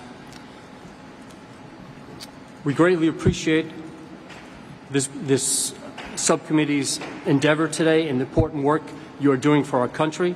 We thank you for this invitation in the field hearing today. I'm truly grateful for the support U.S. ports and marine terminals are securing through the maritime supply chain and your efforts for U.S. workforce in ports. I welcome your questions. Thank you. Thank you so much for your testimony. Mr. Morgan, you're recognized. Good morning, Chairman Webster, and Chairman Jimenez, Ranking Member Carbajal, Ranking Member Tanadar, and Congressman Cohen. It's a pleasure to be here. My name is Dave Morgan. I'm the president of Cooper Ports America, and also I'm the current president of the board of directors at National Maritime Safety Association, better known as NMSA. And I can assure the committee that being from Texas, I never have a tie on, ever, ever, ever. However, today, it's an honor to wear a tie for the system, but it's also a Ports America Baltimore tie in honor of my colleagues and families up in the Baltimore area. By way of background, Cooper Ports America is a joint venture between the Cooper Group of companies and Ports America. CPA operates in the Texas ports. We handle about approximately 25% of the container volume handled in Houston and about 82% of the general cargo handled in the Port of Houston and in outports in Texas. We employ over 3,300 company and international longshoremen union labor and operate on average about 1.65 million man-hours annually. On port safety, at CPA, safety drives everything we do and is led by the participation of all personnel. A safe workplace will result from positive attitudes, behaviors, and beliefs of our CPA team. We strive to create a healthy and injury-free environment for all employees and visitors to our facilities and operations. We measure our business success by safety excellence and will never waver in this commitment.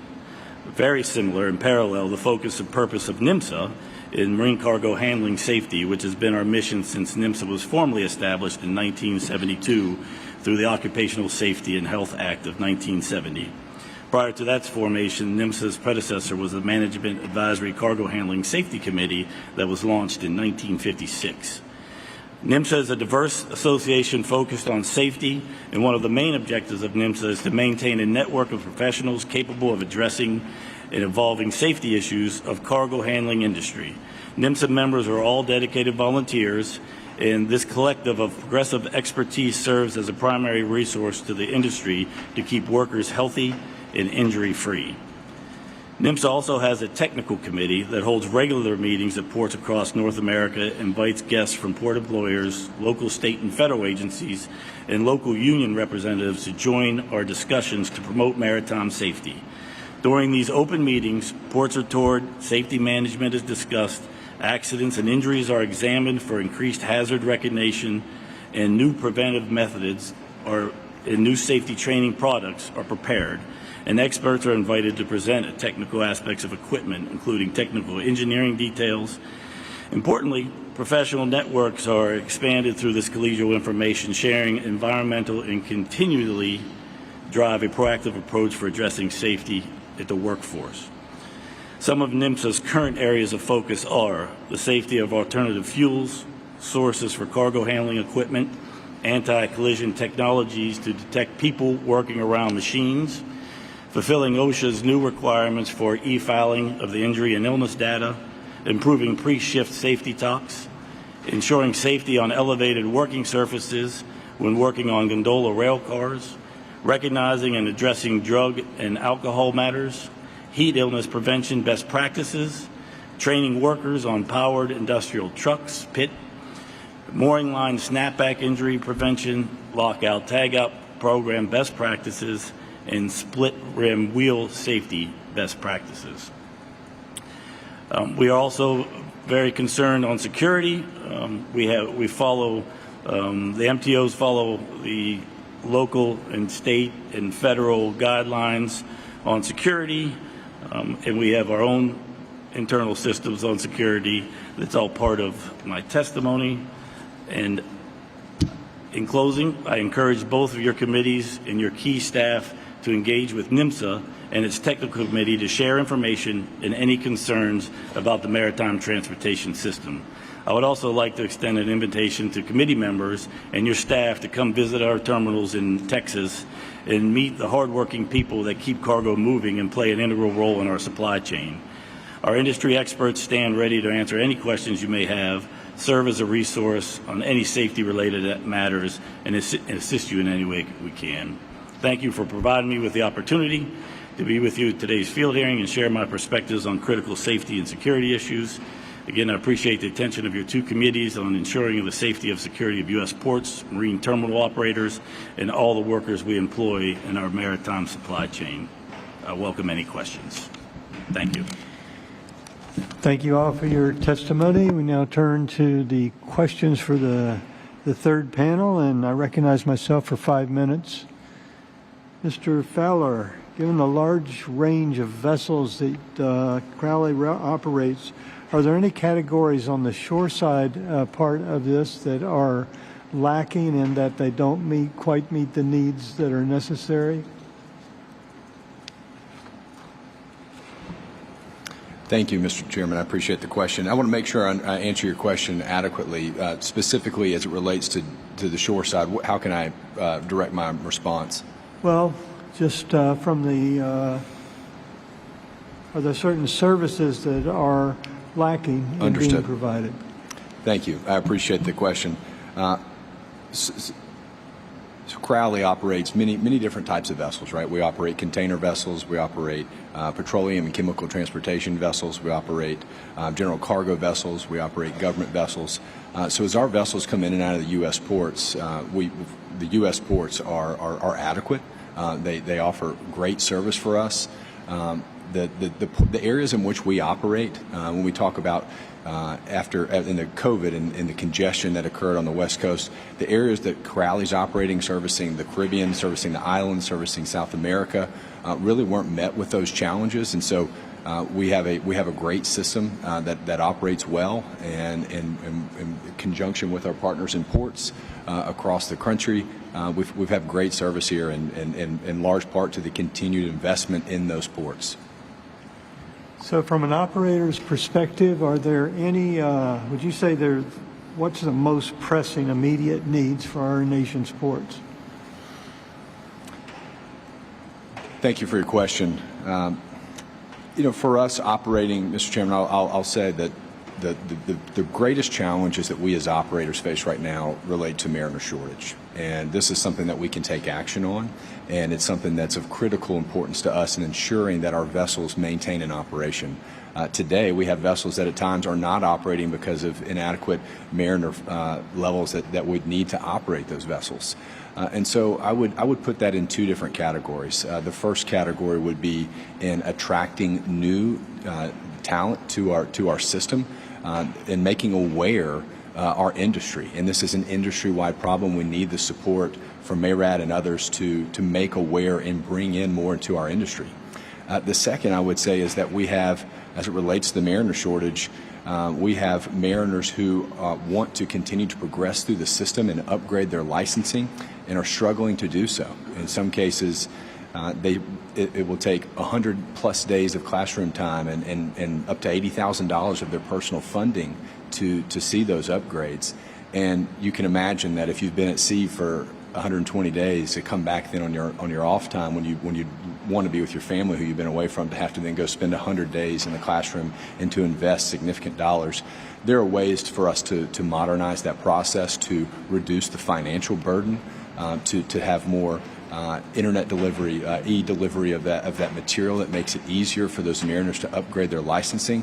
But if from an operator standpoint, the critical need that we have now is ensuring that we have adequate mariners in our system. Today, we're in a mariner shortage, and it's a crisis across our industry, and we certainly need some support in ensuring that we can solve this together. It's kind of a crisis everywhere. It is. For every kind of worker. Mr. Wong, during the pandemic, we saw substantial supply chain disruptions driven by numerous factors, all kinds of inability just to move cargo. Have you seen any improvement in the intermodal side of what's happening? Thank you, Mr. Chair, for the question. Absolutely. Here at Port Miami and the majority of the Florida seaports, beneficially, we didn't really have as much of the stockhold of vessels out in Anchorage. Be it as it may, the Florida seaports, they have efficient operations and sufficient equipment. As far as the challenges that I think the nation ended up encountering was most definitely staffing, rotation of shifts to make sure that everyone wasn't hit by COVID at the same time. There was a lot of mechanisms that ports had to take as an industry as a whole to be safe during COVID. But as far as the Florida seaports as a whole, we were blessed that we didn't have any of that congestion here at our Florida seaports. Chairman Jimenez, you are recognized for 5 minutes. Or did I? No, I got Carbajal. Sorry. I forgot you were I'm easy. Okay, you're recognized for 5 minutes. Thank you, Mr. Chairman. Mr. Wong and Mr. McCarthy, the bipartisan infrastructure law provided $2.25 billion in advanced appropriations for the Port Infrastructure Development Program. How important is that funding to your ports, and how will it help you lower emissions from your facilities? It's a softball for a good answer. All right, Ed, I'll take it first, since it's a softball, though. Thank you, Congressman. As far as funding goes, one thing I would say about the maritime industry and infrastructure, nothing is cheap in the maritime industry. Infrastructure, such as specifically Port Miami, we have a lot of infrastructure that we're operating on, but it's towards the end of life. And as far as processes, funding that's available, let me tell you, our port will take any funding available. Our north bulkhead, for example, where almost all of our cruise vessels end up berthing at. We only have one cruise terminal on the south side, specifically for smaller vessels, but our entire north side, our entire bulkhead needs to get replaced. And that infrastructure and that funding is essential for us to continue to grow and just to continue to operate on a daily basis. The phasing of construction is essential as well. And when you talk about aging infrastructure, we're talking about upwards of $500 million and on estimates as far as our north bulkhead. So it is expensive. It is a length of time for construction, especially during operations. Great. Thank you for the question. The infrastructure bill and the amount of funds is critical to the United States and to ports and infrastructure. For Georgia Port Authority, as you could see by what we submitted as our attachment, 3 pages of grants over the last 36 months that we have been blessed to get from the Congress and federal grant programs.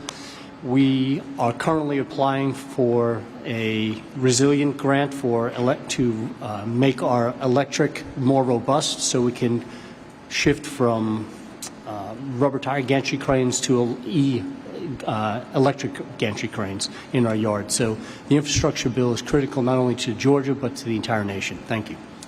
Thank you. Mr. Fowler, first I wanted to give you credit for Crowley stepping up to embrace the Embark program.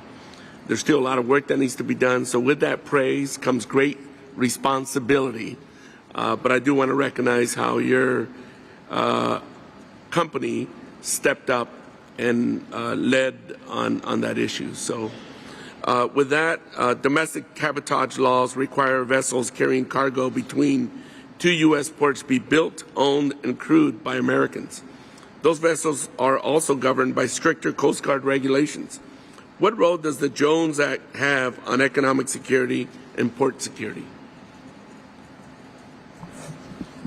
Thank you, and thank you for your comments. I very much appreciate the recognition of our embracing the Embark program. the Jones Act is critically important for our nation's security. So Jones Act, of course, we have U.S. mariners on these vessels. And this is, I think, with the conflict going on around the world, there's a heightened sense and awareness of the importance of having U.S. mariners that are in not only in coming in and out of our ports, but in our inland waterway system. That we have U.S. mariners where you don't have the robust security of a port, but in our inland waterway system along the coastal U.S. Critically important to our nation's security. That those are American vessels owned by American companies and crewed by American mariners.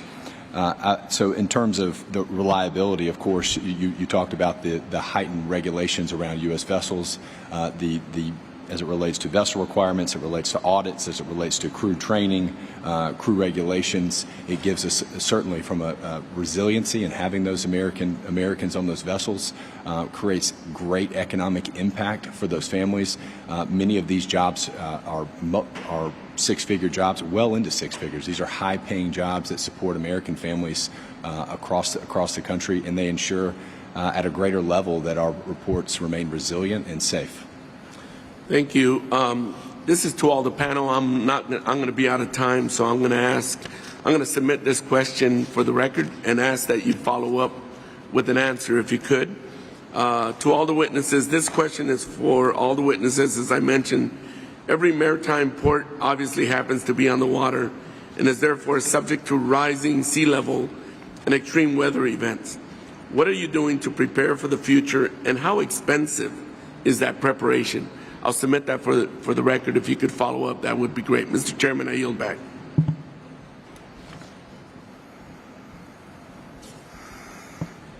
Mr. Jimenez, you are recognized, Chairman, for 5 minutes. Thank you very much, Mr. Chairman. Mr. Wong, are you familiar with all the cruise ships that dock here at Port of Miami, home port here? Yes, Mr. Chair. How many were built in the United States? From what I can recollect, none of the cruise vessels that are coming here right now. None of the cruise ships That's correct, sir. Are you familiar with most of the cargo ships that dock here? Yes, Mr. Chair. How many of those are built in the United States? From what I can recollect, none, sir. Mr. Sadler, that's a sad state of affairs, to say the least. What has caused this? Why is it? I'm going to give a little bit of brief history. During World War II, for every aircraft carrier that the Japanese built, we built 6. If we were to get into a conflict with China now, we would beat Japan and they would beat us, although much worse. How do we get to this? And how do we rectify it? How do we strengthen our shipbuilding capacity here in the United States? Also, another little tidbit, the largest Navy in the world now is the Navy of the PRC. No, I love this question, and I'll be very cognizant of the limited time that we have on this. Looking forward, we can go and look at the history, but looking forward, the way that we can best address this is focusing on our competitiveness. I mean, we have a legacy fleet in the Jones Act, which has been that way for 100 years. We have to get more competitive in the global marketplace. We have to change and reorganize for the task. Our maritime agencies are scattered about several different departments. We need to organize for task. We need to focus on competitive measures, make it lucrative to be a merchant mariner, make it lucrative to be a shipyard worker, because those are high-paying jobs. We just need more people there. We need to start building more competitively than we have been. Excuse me. Does the PRC, are they engaged in some unfair practices that give them an advantage? Absolutely. It's a state-owned enterprises, and so they benefit both from direct and also indirect subsidies. They also take their orders most often, not from an economic perspective, but from a Communist Party's perspective. So they are not a free market entity. And so that allows them to put national assets behind whatever their strategic interests are. If it's buying access into a port, if it's designing ships at a lower cost so that they can elbow in or to take over market share, they'll still do it. Now, there's still a lot of comparative advantages that our allies and that we have in this sector. We just have not taken full advantage of it, and that's probably where the solution lies, where we are today. Is there legislation needed to accomplish this? Absolutely. I think there's probably a family of legislation that can't come soon enough, quite frankly. Okay, since this is an interesting or a great kind of melding of the three committees that I actually serve on. I serve on HASC, Armed Services. I serve on the Select Committee on China, and I obviously serve in Homeland Security. I would love to get all of your perspectives on the legislation that we need in order to keep America safe. I mean, we're talking about port security, but now we're really talking about security of the United States. And it really concerns me that of all the ships that come here, none of them are built in the United States. Probably none of them are either are staffed by American sailors. They're probably staffed by foreign sailors. So, final question on the licensing, Mr. Fowler, which you talked about. Are the licensing requirements different for U.S. Sailors versus maritime personnel versus maritime personnel from around the world? Thank you for your question, and certainly there are differences. And so for us, some of the challenges that we face in applying for those licenses today, to give you some perspective, we've got at Crowley 100 jobs today that if we could work through a more efficient licensing process could be immediately filled. Over 100 jobs that are waiting to be filled that mariner licensing could, if we could expedite that process, would resolve. Today, I need to cut you off because I got one more thing that I want to follow. I only got 30 seconds.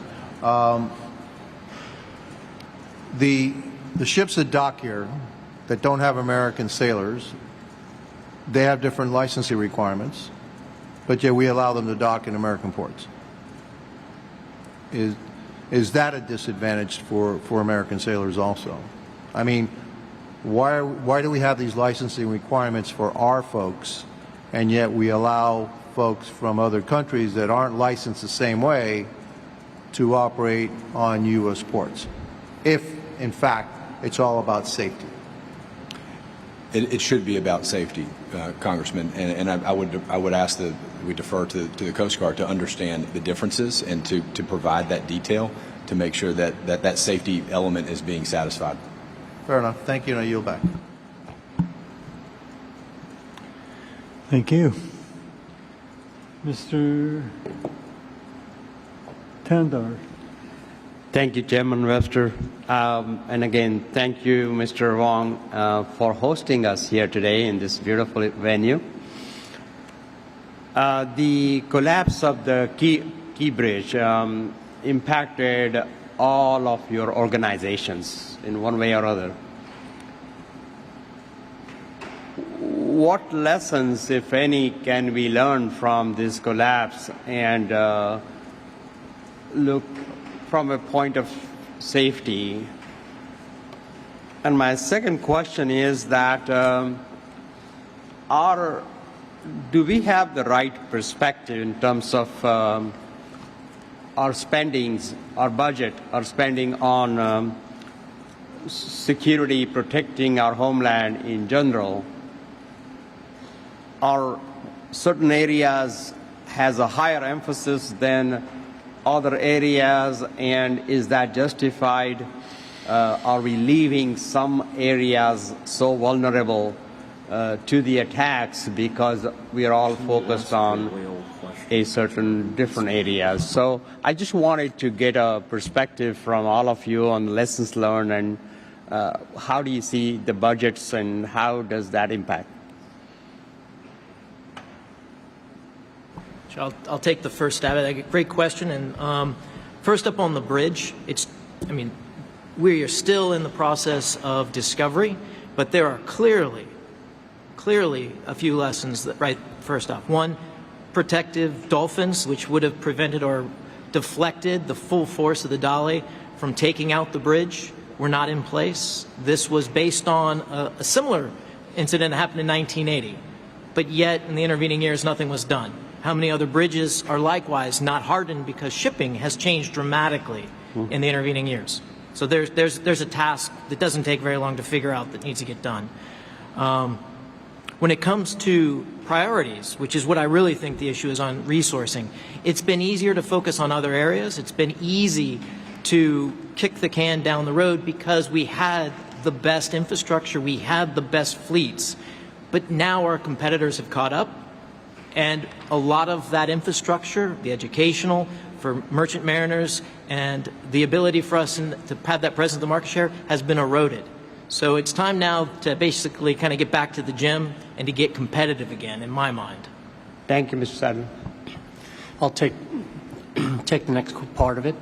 As far as it really comes down to infrastructure, that it's not just the bridges that need to be resilient, or tunnels that need to be constructed to remove those impediments, but it's also about the infrastructure of our waterways. Some of our waterways in the country are not deep enough or wide enough, and we need funding for that. I know the WRDA bill is being discussed at the T&I committee, and deepening harbors and widening them. I know Savannah is requesting a study being done for the Savannah River, and I know there's other regions of the country that need more infrastructure on as a lesson learned of what we need to do. As far as the cost and the funding goes, it's in the trillions of dollars if you look at the whole country. And what you are doing with the federal grants are very appreciative as a step for us to get moving in the right direction. Thank you. Thank you. Just one thing to come back. One of the other lessons from the Baltimore issue is the salvage capacity that we have. I think that's something that needs to be looked at, the ability to dredge as well as remove debris. We're 10 days into it. It took less time to clear the Suez Canal. So we need to do better. We do have vulnerable ports based on that question in the last session. Thank you so much. Quick question. How should I say this? Are we more reactive to attacks and dangers as opposed to being proactive in anticipating what could happen? I think we have been probably worse than reactive. We have been complacent for far too long. We need to get more proactive in the competitive sphere with our adversary, China, because we have a lot of vulnerabilities to their economic statecraft that we need to get up to speed to. But when it comes to the threat, we were focused and fixated on a terrorist threat, a physical terrorist threat.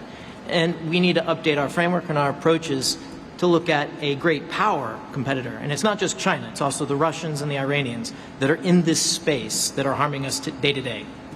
All right, thank you so much. I'm out of time, so Chairman, I yield back. Thank you very much. Mr. Cohen, you're recognized. Thank you, sir.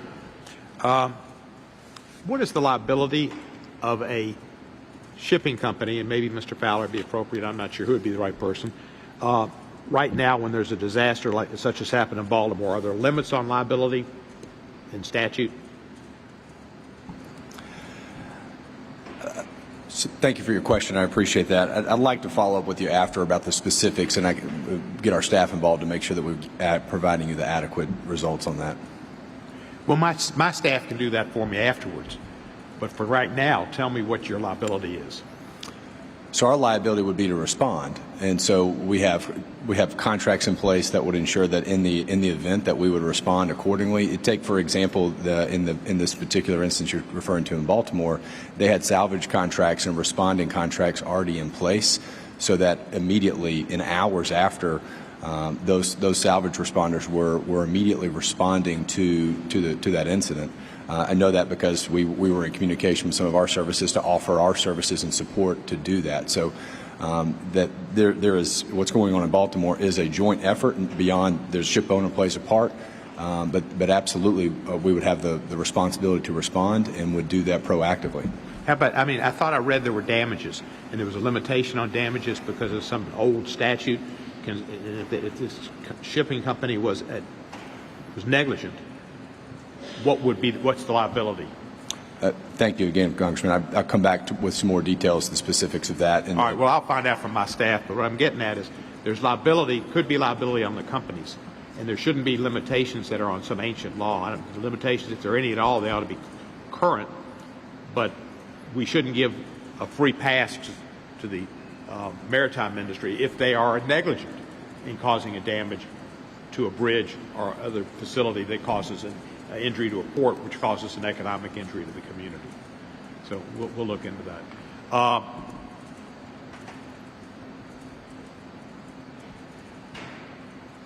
Is there any particular port, Mr. Wong, in your opinion, that's more vulnerable than another right now?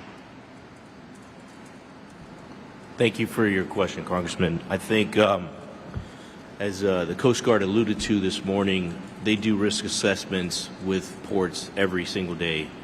Our port here in Miami is vulnerable as well. We continuously train, we drill for response and active mitigation for what we can control. But to answer your question more precisely, I do think every port has specific critical infrastructure that will hinder their operations. Here at Port Miami, we're a 522-acre island. We have 2 points of access through our bridge, which is critical, and through our tunnel, which is another critical infrastructure. But as far as our waterways, we have one single inbound and outbound channel. It is not a two-way channel. So when a parade of vessels are going in, they're going in. When a parade of vessels going out, it's singled up. We recently, last November, had an issue where we had a downed recreational vessel strike a barge. She did go down in the channel. There was one fatality in the channel. The response was we had 5 cruise vessels cutting water, standing by to come in. We had thousands of passengers coming inbound, thousands of passengers on hold on the outbound, and 3 container vessels as well. So when you talk about planning, mitigation, Coast Guard, our local sheriffs, our community here, as port stakeholders, we drill, we take it very seriously to react as quickly as possible. Thank you, Mr. Wong. Yes, sir. Mr. McCarthy, you mentioned safety as being a paramount to port operations, which of course they are. Based on what you know so far, could have anything been done differently with the Francis Scott Key Bridge? I read a lot about some kind of supports they could have put around the pylons, and that would have diffused the impact. Could that have happened? And I'm not privy to the details of the Francis Scott Key Bridge. I can talk about what's going on in Georgia. Around the Sidney Lanier Bridge, which is down in Brunswick, Georgia, there are actually 2-acre rock walls around the abutment of the bridge to protect the stanchions of the bridge down in Sidney Lanier Bridge down in Brunswick. Were they constructed at the time of when the bridge was constructed, or were they added later? I'll have to get back to you on the details of that question. Do you know how old that bridge is, approximately? I do not. I'll have to get back to you on that as well. Because that was an issue about, I think they said they could have gone back in Baltimore and reinforced those stanchions, but it hadn't been done. Do you know of situations, anybody on the panel know of situations where folks have gone back and fortified the stanchions to guard against a potential strike? I am not. I think Tampa, the incident in 1980, they actually did. But there are other cases, I'm sure, that just not in the top of my mind right now. There was something that happened in New Orleans some years ago. I'm not quite sure what it was. A friend of mine was an NTSB back in the 90s, and he said after that there was a need for major study, and it was mandated by Congress, and it never took place. Can you edify us on that, Mr. Sadler? I'm not surprised. I'm not familiar with the specifics of that, but I'm not surprised that other issues, other priorities at the time intervened to make it not possible, too expensive, not urgent. Thank each of you for what you do, and thank you, Mr. Wong, for being the first person to recognize me today. Appreciate that very much. I yield back the balance of my time. All right, so that concludes the Joint Subcommittee's hearing today, and I'd like to thank each of the witnesses for coming and testifying, giving us some insightful information about what's going on in the industry. So, the Joint Subcommittees between Coast Guard and Maritime Transportation, and the Committee of Transportation and Infrastructure, and the Subcommittee on Transportation and Maritime Security of the Committee on Homeland Security stands adjourned. Thank you for coming.